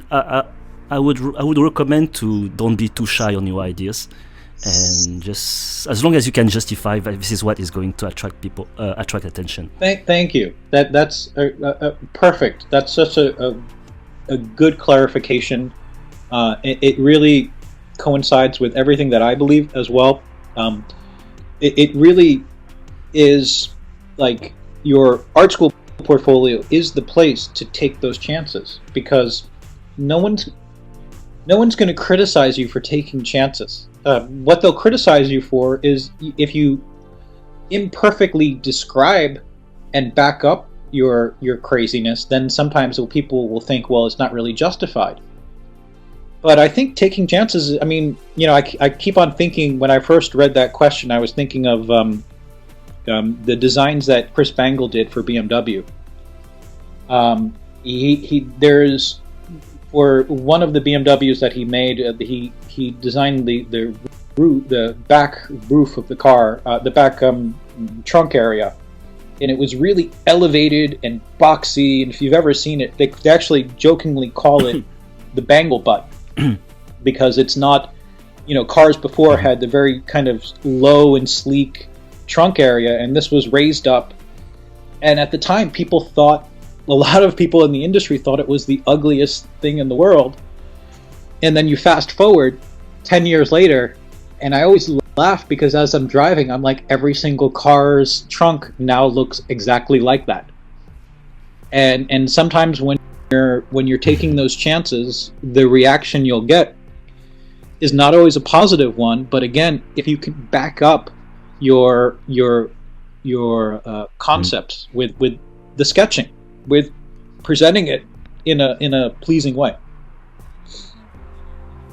Okay.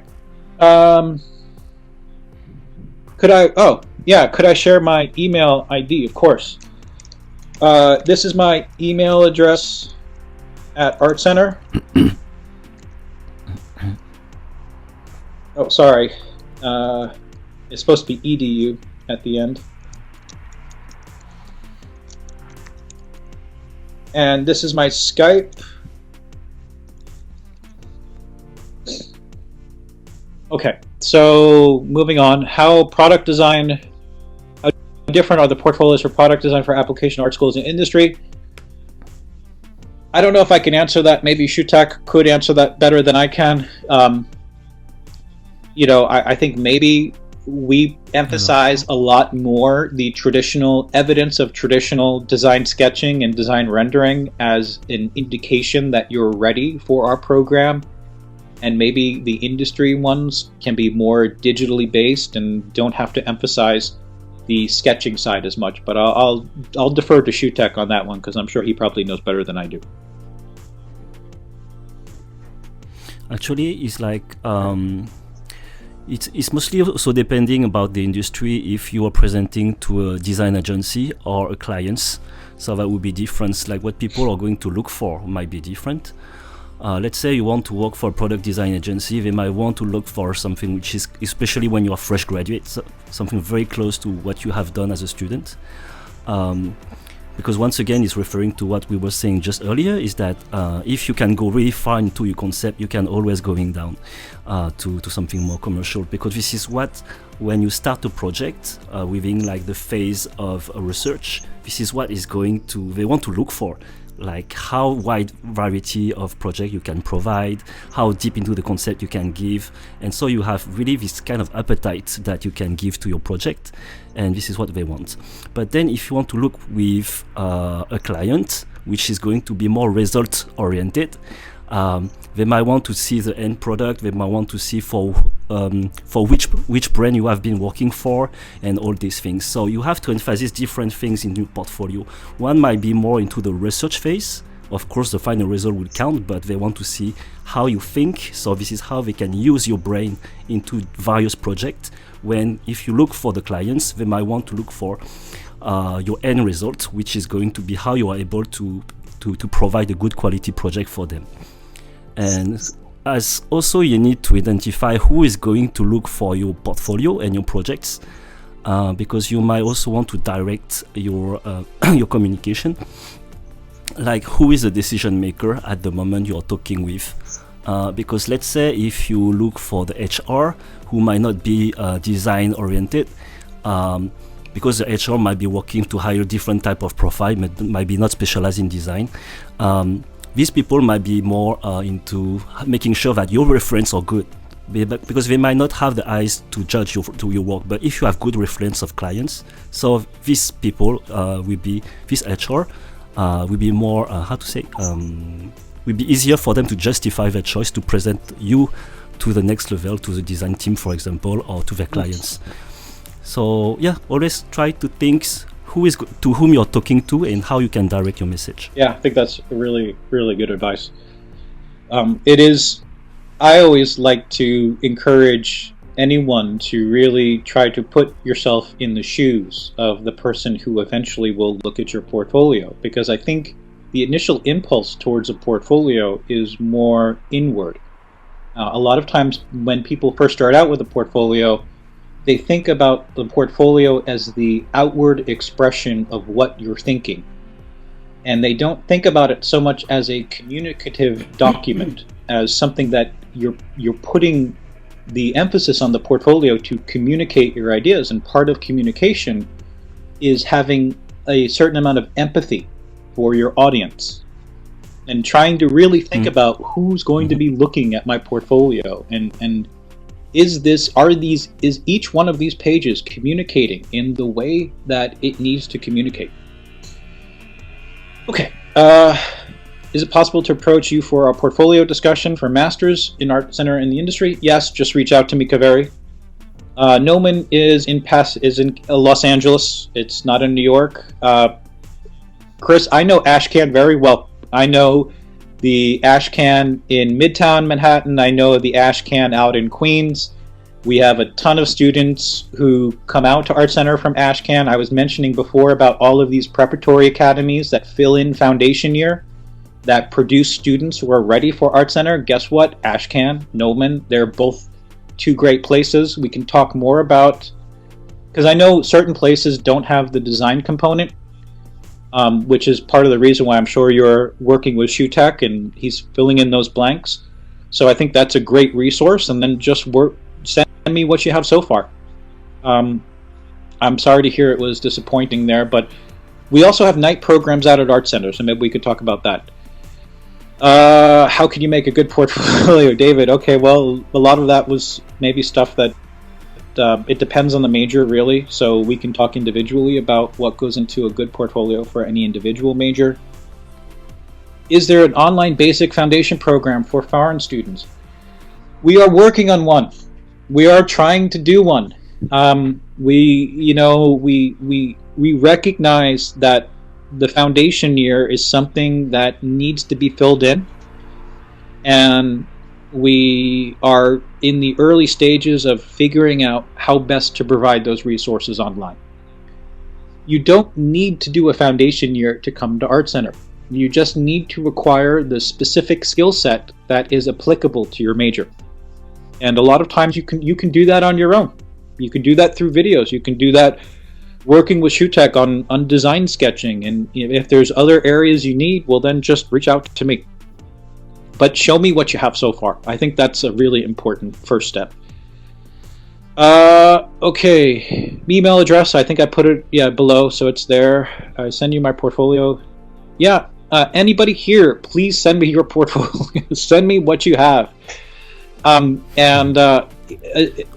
If you're in touch with me, I can also let you know when I'm going to be in your country and when I'm going to be visiting, and we can meet one-on-one and go through your sketchbooks and things like that. Do we offer full ride scholarships to international students? I can't, in my experience, I can't recall a situation where we've gone up to full tuition in the beginning. We offer partial tuition scholarships. It's really going to depend on where your portfolio is when we rank them. You know, when we look through the portfolios a second time and determine what are the top ones, if you're near the top, you'll get a larger scholarship. But to be honest with you, it's rare that we would go in the beginning all the way up to full tuition. We do have an apparatus in place in the school that allows the students who are currently in the school to compete every term for additional scholarship money, which is a way of adding on to the baseline amount you've received. Whatever baseline tuition amount you would get, whatever scholarship amount you would get, is something that would be guaranteed for the time you're at Art Center. It's a figure, it's an amount that you can build on, but it won't be something that is reduced. Unless you go on extended academic probation and really don't do well grades-wise for a long period of time. Let's see. Yeah, Pratt non-concept. I can't speak about other schools. Yeah, I know. I think a lot of times we have students transfer from foundation programs because they're seeking a program that is more focused. That's a common thing that I hear. Yeah, I don't know. I mean, for all of the students on the East Coast, I can empathize with you that in terms of like the design sketching and more of the concept art, there's not that infrastructure. It tends to be more old school out on the East Coast. It's a more traditional art school based, so a lot of illustration stuff. I think the benefit of being in LA is like we live and breathe the entertainment industry, and we live and breathe concept work, and you know, whether it's Nomen out here, whether it's Art Center at Night, whether it's, you know, a number of different programs, if you're out in LA, you won't run out of opportunities to prepare your portfolio. How much does the age influence the candidate selection? Not at all. It's portfolio. We are driven by portfolio.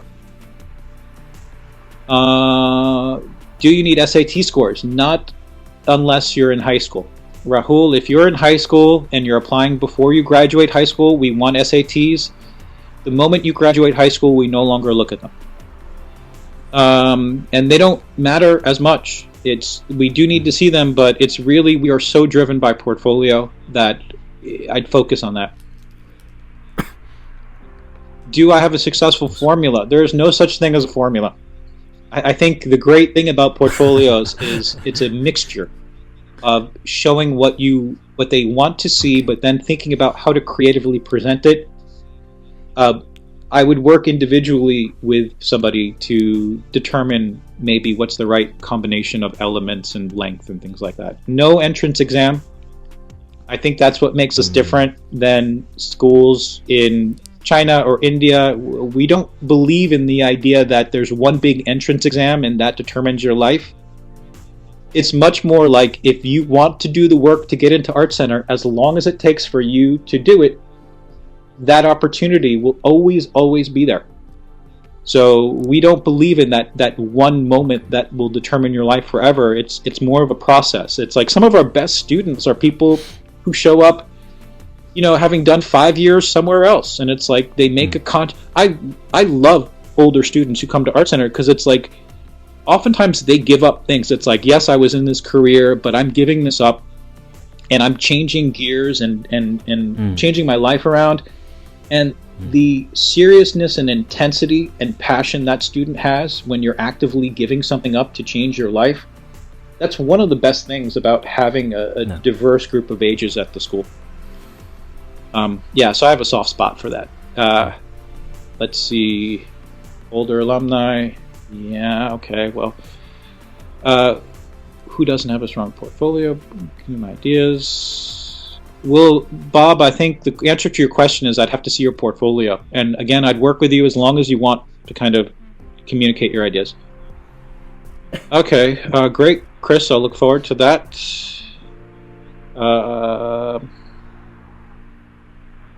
Yeah, so Akram, 32 years old. You won't be alone in applying to Art Center. There are many people your age. Just send me your... Again, age doesn't factor in. It's portfolio. Can you get guidance about sketch art? I don't know. Shutek, do you know what that is? Sketch art? Is that a S? No, Okay. I don't know. Distance learning programs? Not yet. LA Art School is... Okay. Can we talk about night programs? It's a bit sad that Seeming doesn't have a grad program for entertainment. Yeah, I don't know. The night programs are amazing. I love them. I take those classes myself. The reason why Art Center doesn't have a grad program for concept art, I think it would be the easiest thing in the world to start one, and who knows, maybe we will at some point. But, you know, the reality of it is that many people who have previous undergrad degrees will do the undergrad entertainment design program. And I don't know if that will change at some point, but it's not going to reproduce. Oh, this does bring up the question. So let's say hypothetically you have a degree in illustration and you wanted to do concept art at Art Center. The classes you've taken in that illustration degree, there's no guarantee that they'll transfer over, but if there is an opportunity to transfer over studio-based classes so that you're not having to reproduce what you've done somewhere else, we try to work with that. Again, it's up to the department chair, it's based on your portfolio, it's based on your transcript, but we're not going to ask you to reproduce what you've done somewhere else. So, who knows, at some point we might have a grad program for concept art, but for now, I'd recommend applying to the undergrad program. Concept Art Academy, Kazone, Red Engine, Gnomon, all of those are after-school academies that teach foundation year in and around Los Angeles. They send us a ton of students. What's the fastest way to learn design sketching? Well, you found it. Work with ShoeTech. It's a great resource. Go straight into illustration. Portfolio, definitely doing one of those things. Summer classes. Yeah, again, if you don't get in your first try, we have rolling admissions at Art Center. You can apply multiple times per year. If you apply for the fall and don't get in, apply for the spring. If you apply for the spring and don't get in, there are some programs that have summer. Not everyone does. But at least fall and spring, you can apply multiple times. That's cool. At least twice a year. Okay, is that? I know people are still maybe typing, but I think I've made it to the bottom of the questions, which is good. Yep. Yeah, okay. Audrey, wasn't aware you could apply to undergrad after graduating to BF. Of course you can, yeah. Again, transfer, it really is... you can't take classes at Art Center while you're at another school. You'd have to become a student for us, but we have a lot of students who apply for our programs with previous degrees. We try to transfer over any applicable studio classes or any humanities classes. The studio classes are going to be based on your portfolio plus transcript, and it's going to be determined by the department chair. Oof. Let's see. I feel like I've been talking, and maybe if next time we do this, we'll do something video related. Because it's always a little bit disembodied, and that would be fun. But yeah, I can't tell. I can't tell if everyone is just like left the room or tired, or because I've been talking forever, and at a certain point. Oh, it reminds me of the beginning of internet about the chatting box. Well, the thing is, when I visit schools or when I talk with people in person, I can always kind of gauge.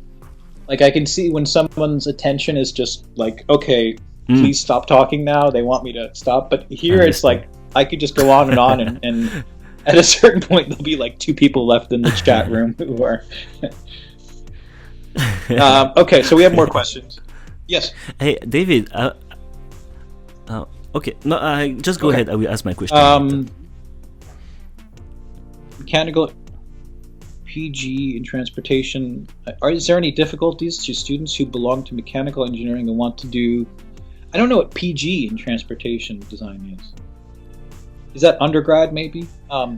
There shouldn't be any difficulties. I mean, it's the portfolio. It doesn't...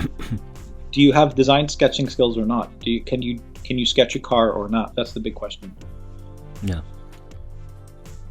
But the advice I remember, like before I applied for my own design school in France, something that I have been taught is that nowadays there is a dissociation between the engineering part and the designing, where it was kind of fusions previously during the industrial age. Is that last time when everything was more industrial driven through the capacities that they had to produce things, it was more, okay, we produce something and then we will look for the market, who is going to get that product. And nowadays it's totally different. It's more design oriented, where we are going to be like more sociology oriented, like we are thinking first about the users and then we create the product later. So if you come from mechanical engineering, whenever like you're going to produce something for your portfolio, just make sure that you won't be driven by your engineering parts first. It's good for you guys to have this also as well, because it's a complement, but make sure that you don't limit your creativity from there. I think that's sounds like good advice to me. So, do we have product design disciplines? Yes, we're very well known for product design as a school. Department chair for ED, which I assume is entertainment design, prefers foreign students. I don't know if that's the case. I really think that we prefer the talented and creative students. I mean, the department chair for entertainment design is actually originally from France, Guillaume Aretas, and he has worked in the entertainment industry for decades. I think, you know, we're always excited when we see someone apply from overseas, because I think when you're making the effort to consider a school outside of your normal environment, when you're thinking about, you know, this idea that you're going to move all the way to the West Coast and spend 4 years at a school, I think there's a receptivity that we have and an appreciation for what the courage that takes, and you know, but we're equally. I want to stress that across the board we're equally fair. I mean, I think the great thing about the school is, you know, instead of looking at, you know, all of these nebulous factors, you know, what drives Art Center is portfolio. I mean, we do look at your essays, we do look at your background, we do look at your grades, but they play a secondary role to the central question of, have you achieved the skill level appropriate for your major? And that really drives everything. Is it possible to sign in for single courses instead of the major program? Art Center at Night is a night program that's open to the public. Individual courses in the undergrad program, we do have a special student status where students can come to Art Center for like a term or a year. It's a different than applying as an undergrad student or a grad student. You would have to work with me, and I could give you more information on that. Shashank, can you send portfolios to me? Yes, please do. And don't be scared, because my opinion is not important. I mean, I'm not the person who will decide if you get in. I'm merely there to help you, to help you clarify what you want to say in your portfolio. Oftentimes, the work that you're most scared about, the work that you don't think is good, oftentimes that can have the seeds of something really great in there. So, please, please, please, like, just reach out to me and show me anything. Not good with sketching. Entire portfolio is 3D work. Please focus on sketching. Devanshu, learn the skills. It's just important for us. By foreign, I mean specifically Chinese. No. I would say that we do have a lot of. I mean, Art Center does have a lot of students who come from Asia, and because there's a lot of really great schools there that train students to have portfolio skills that are at the level we expect. You know, I think the reputation that Art Center has in Asia, and also kind of the culture of Art Center, which is a very hardworking, serious institution, I think that has a general appeal in countries in Asia. So we do have a fair amount of students from Asia, but it's like, you know, in 2 weeks I'm going down to Mexico, and I'm going to be meeting with students in Mexico in 2 weeks, and then I'm going to Colombia and Brazil, and then at some point next year I'll be going to be somewhere in Europe. I haven't decided yet, and I'll be going to India, and so it's much more about bringing in global students from around the world. Email address, my email address is up there, so just reach out to me. Main criteria is portfolio. So I think, I know we have a few other people who are typing as well. Mm-hmm. I'm a non-traditional student graduating this spring from a BS Industrial Design, primarily in research. Yeah, I mean, there are a number of classes at Art Center at Night. We have a visual communication class. We have a class called Sketching for Designers. We have an Introduction to Communication sketching class.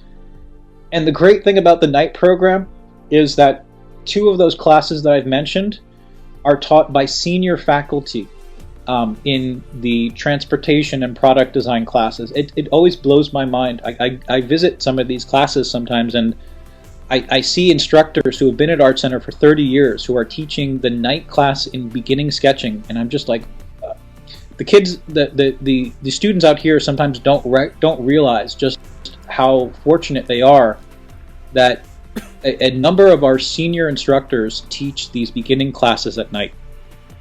And it's such a valuable resource, and it's open to the public. It's like, we're here to train people from the beginning if they want to. Okay, anybody else?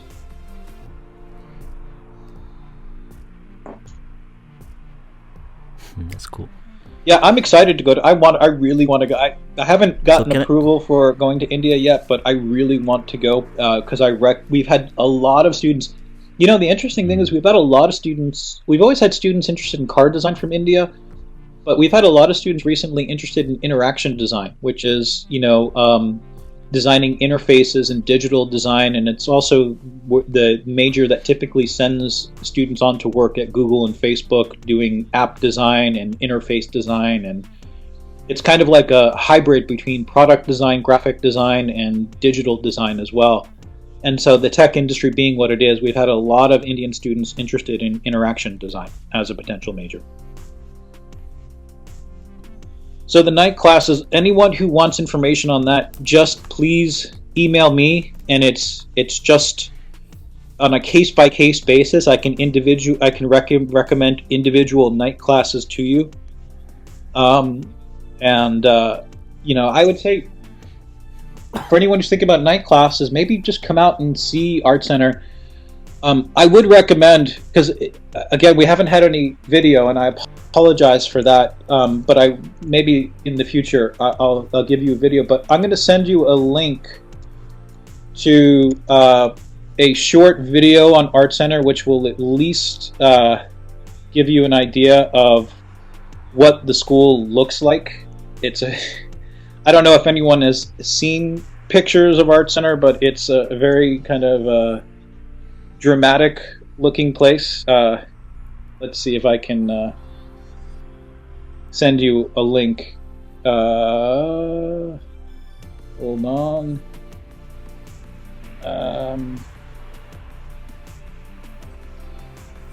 Great conservatory. Sorry for that. Let's see if this will paste over. Yeah, so that's the Art Center video. It shows physically what the campus looks like. We are located on the top of a hill in Pasadena. It's just kind of a beautiful environment. If anyone ever is in Los Angeles, I really, really recommend emailing me and setting up a time where I can meet with you one-on-one. Yeah. Oh, that's cool.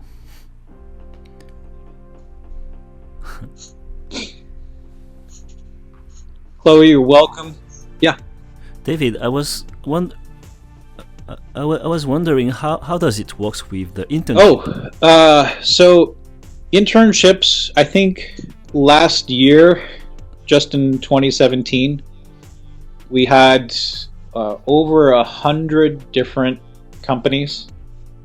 I'm going to send you guys a list of internships just so you get an idea of exactly where our students end up working. Cool. And, you know, I think one of the great things about the school is if you click on that list, what you're going to see is a lot of very well-known companies. And I think one of the reasons why they recruit so heavily at Art Center is because one of the challenges with interns is you don't want to spend a lot of time training them, because at a certain point it becomes self-defeating. If you've got to train somebody to do everything from the beginning, then it's almost more work than it's worth. But the value of the companies coming to Art Center is they get somebody who's been focused in one field probably for a year or two before they start interning. And so there's more of an incentive, I think, for them to to reach out and get somebody who's been training to do product design for 2 years straight, or entertainment design, or transportation design. So yeah, that link I sent to you guys is a list of last year's internships.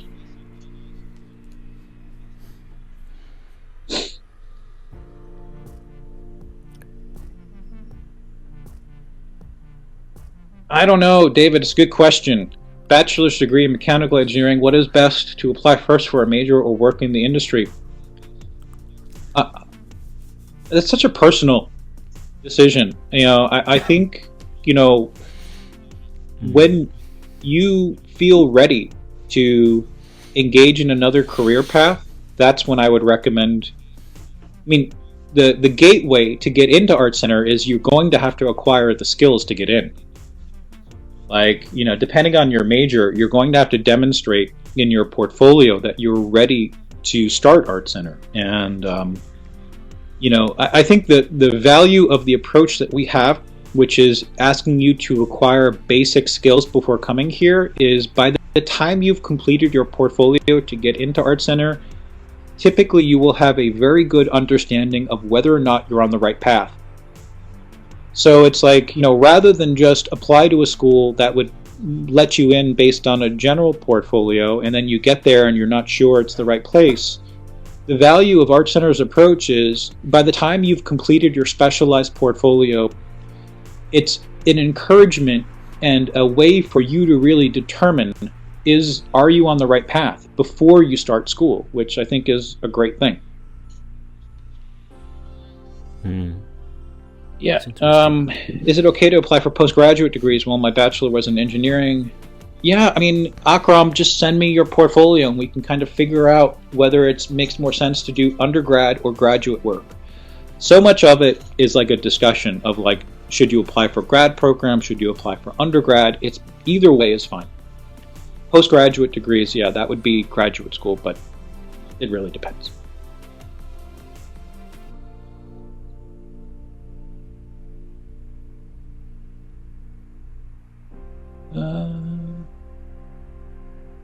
What time is it in Japan now? It must be 4 in the morning or something. Oh my god! That's your patience and stamina. I really appreciate that. I think I would be half awake at this point.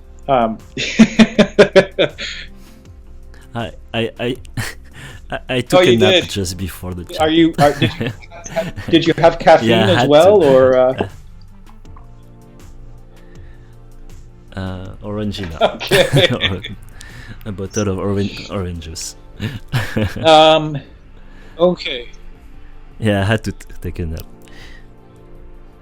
Well, thank you. I'm grateful for you guys. I think what probably motivates both Shutek and myself is this idea that we can help out people who are just starting out on the beginning path of trying to achieve something, which it isn't.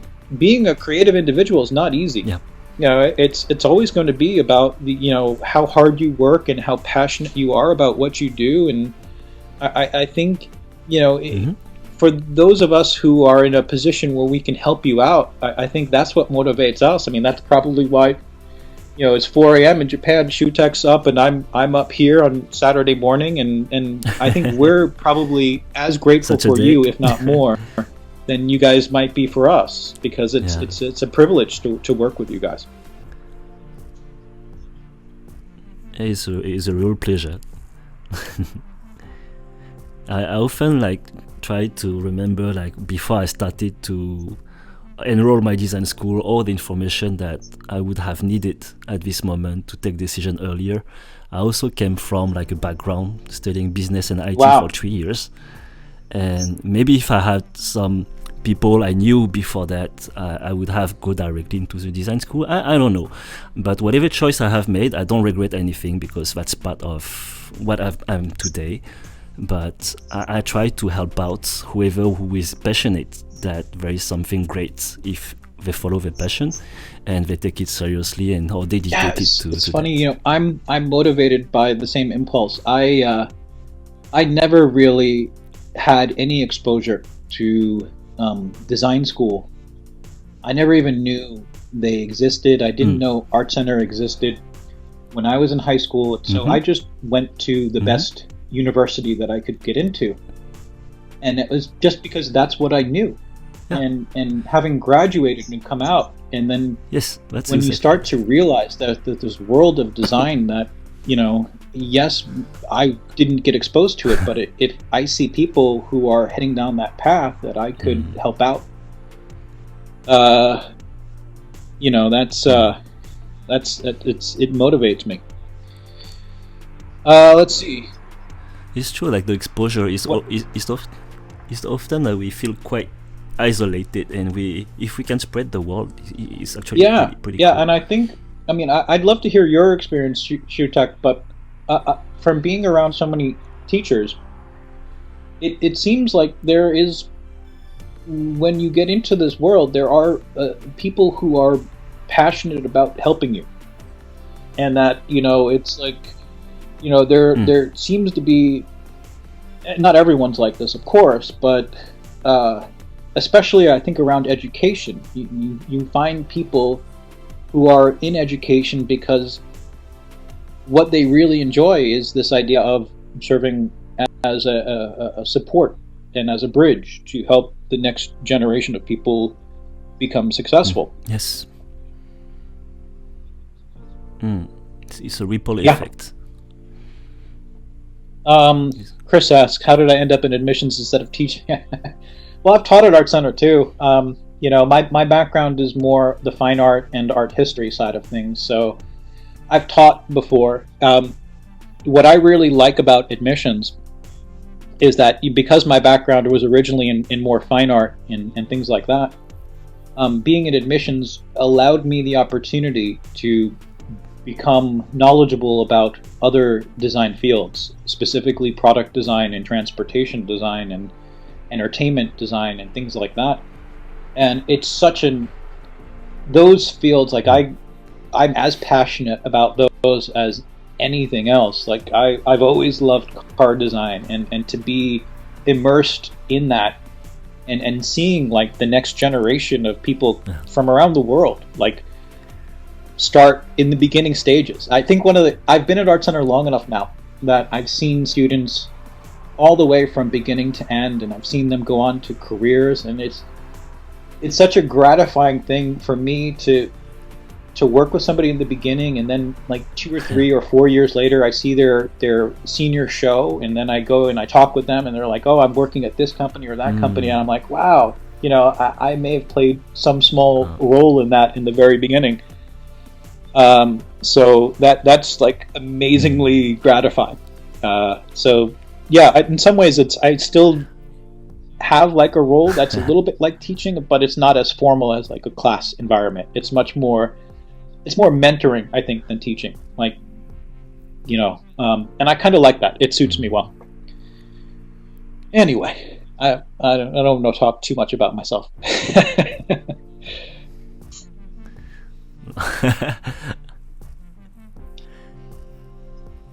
It's really like you're planting seeds. Yeah, it is like gardening, isn't it? It's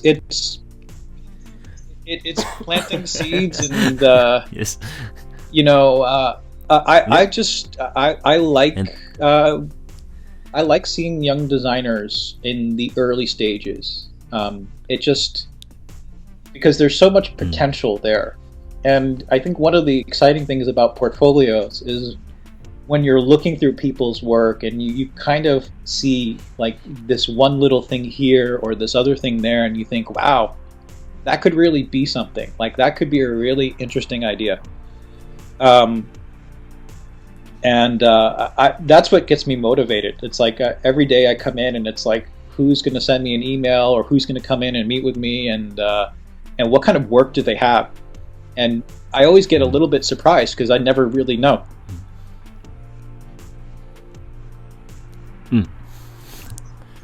It's always like opening like a surprise box every day. Yeah, it is.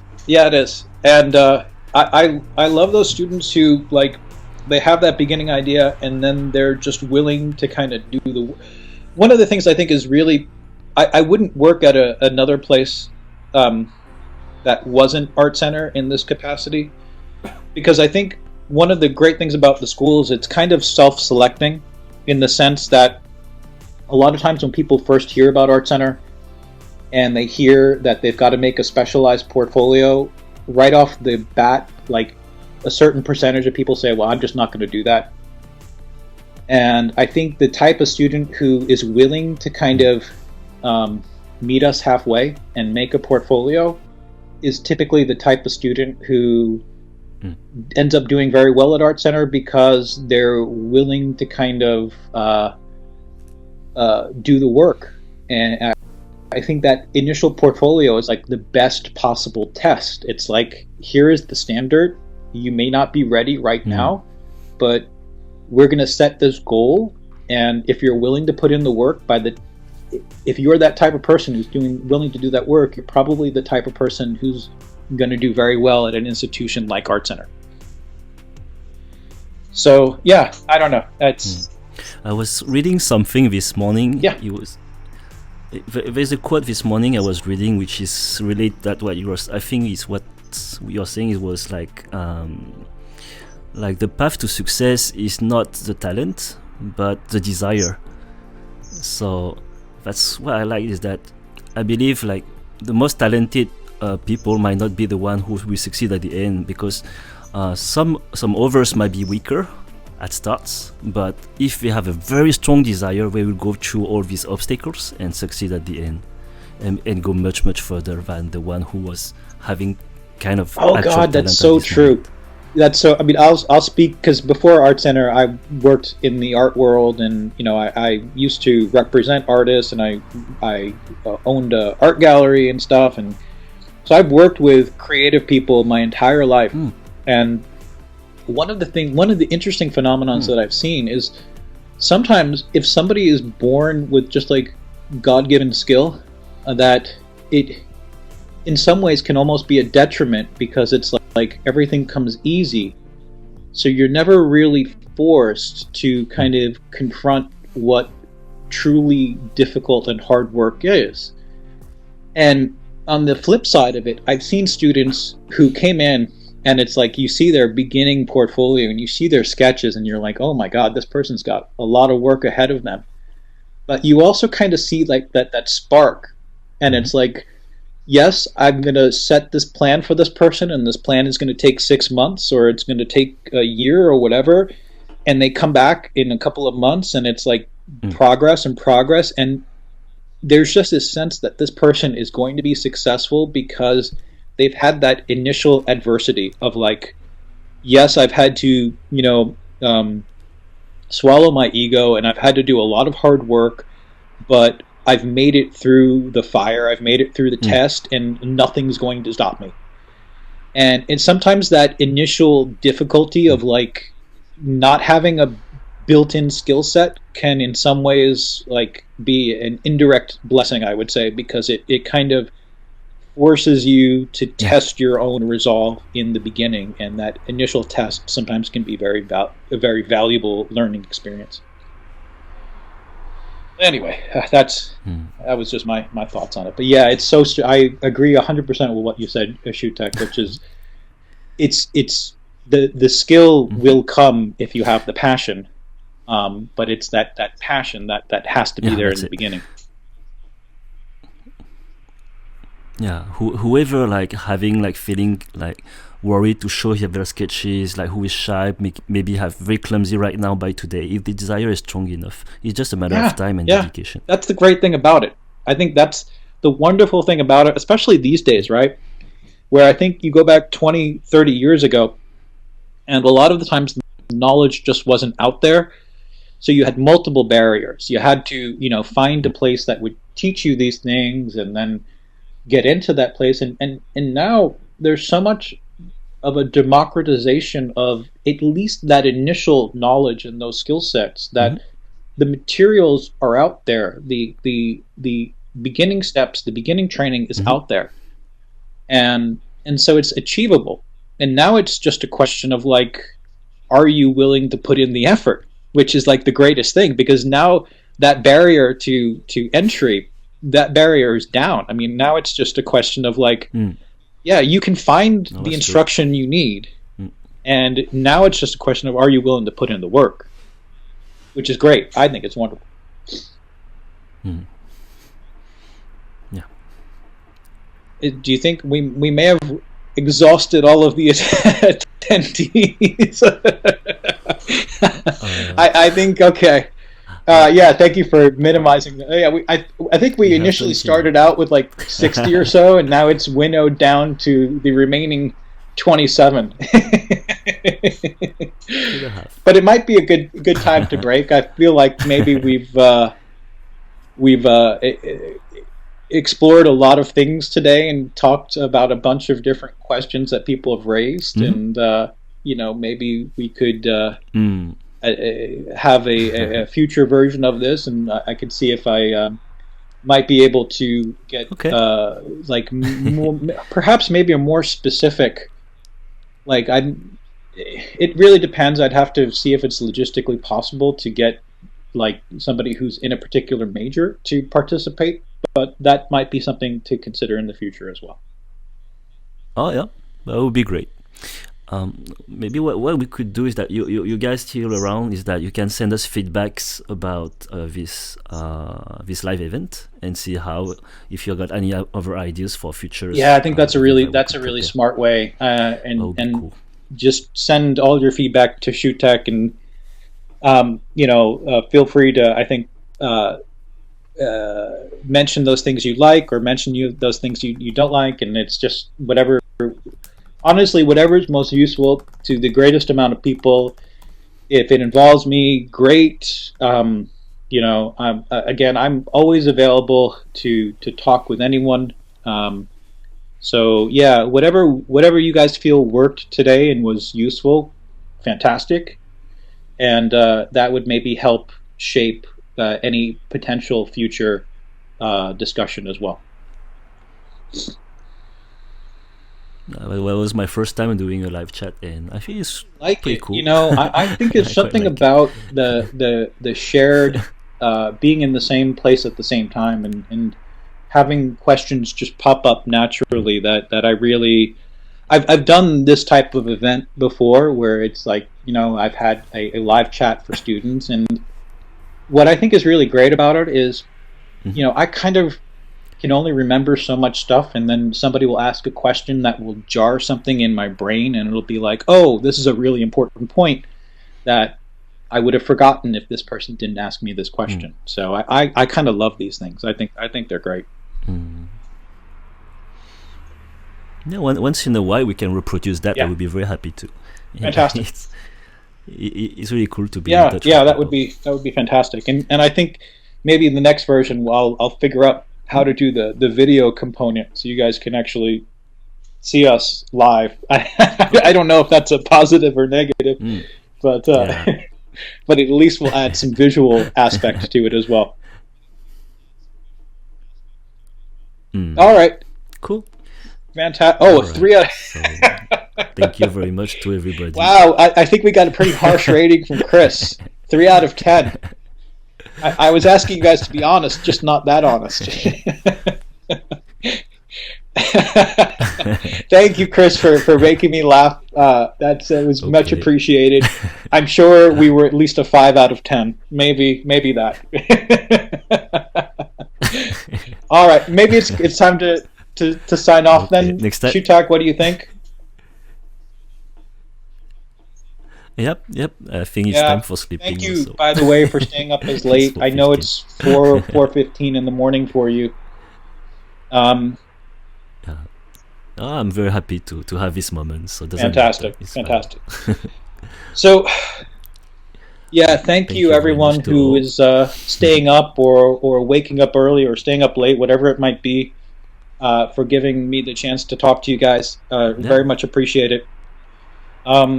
And hopefully we'll talk again in the future as well. And thank you, ShootTech, for putting all of this together. Thanks, David. So see you guys. Yes. Good night, everyone. Have a good night. Alright, so if you're here at the end of this video, it really means that you are super excited and super motivated to design a design school, and I'm pretty happy with that, and congratulations for that.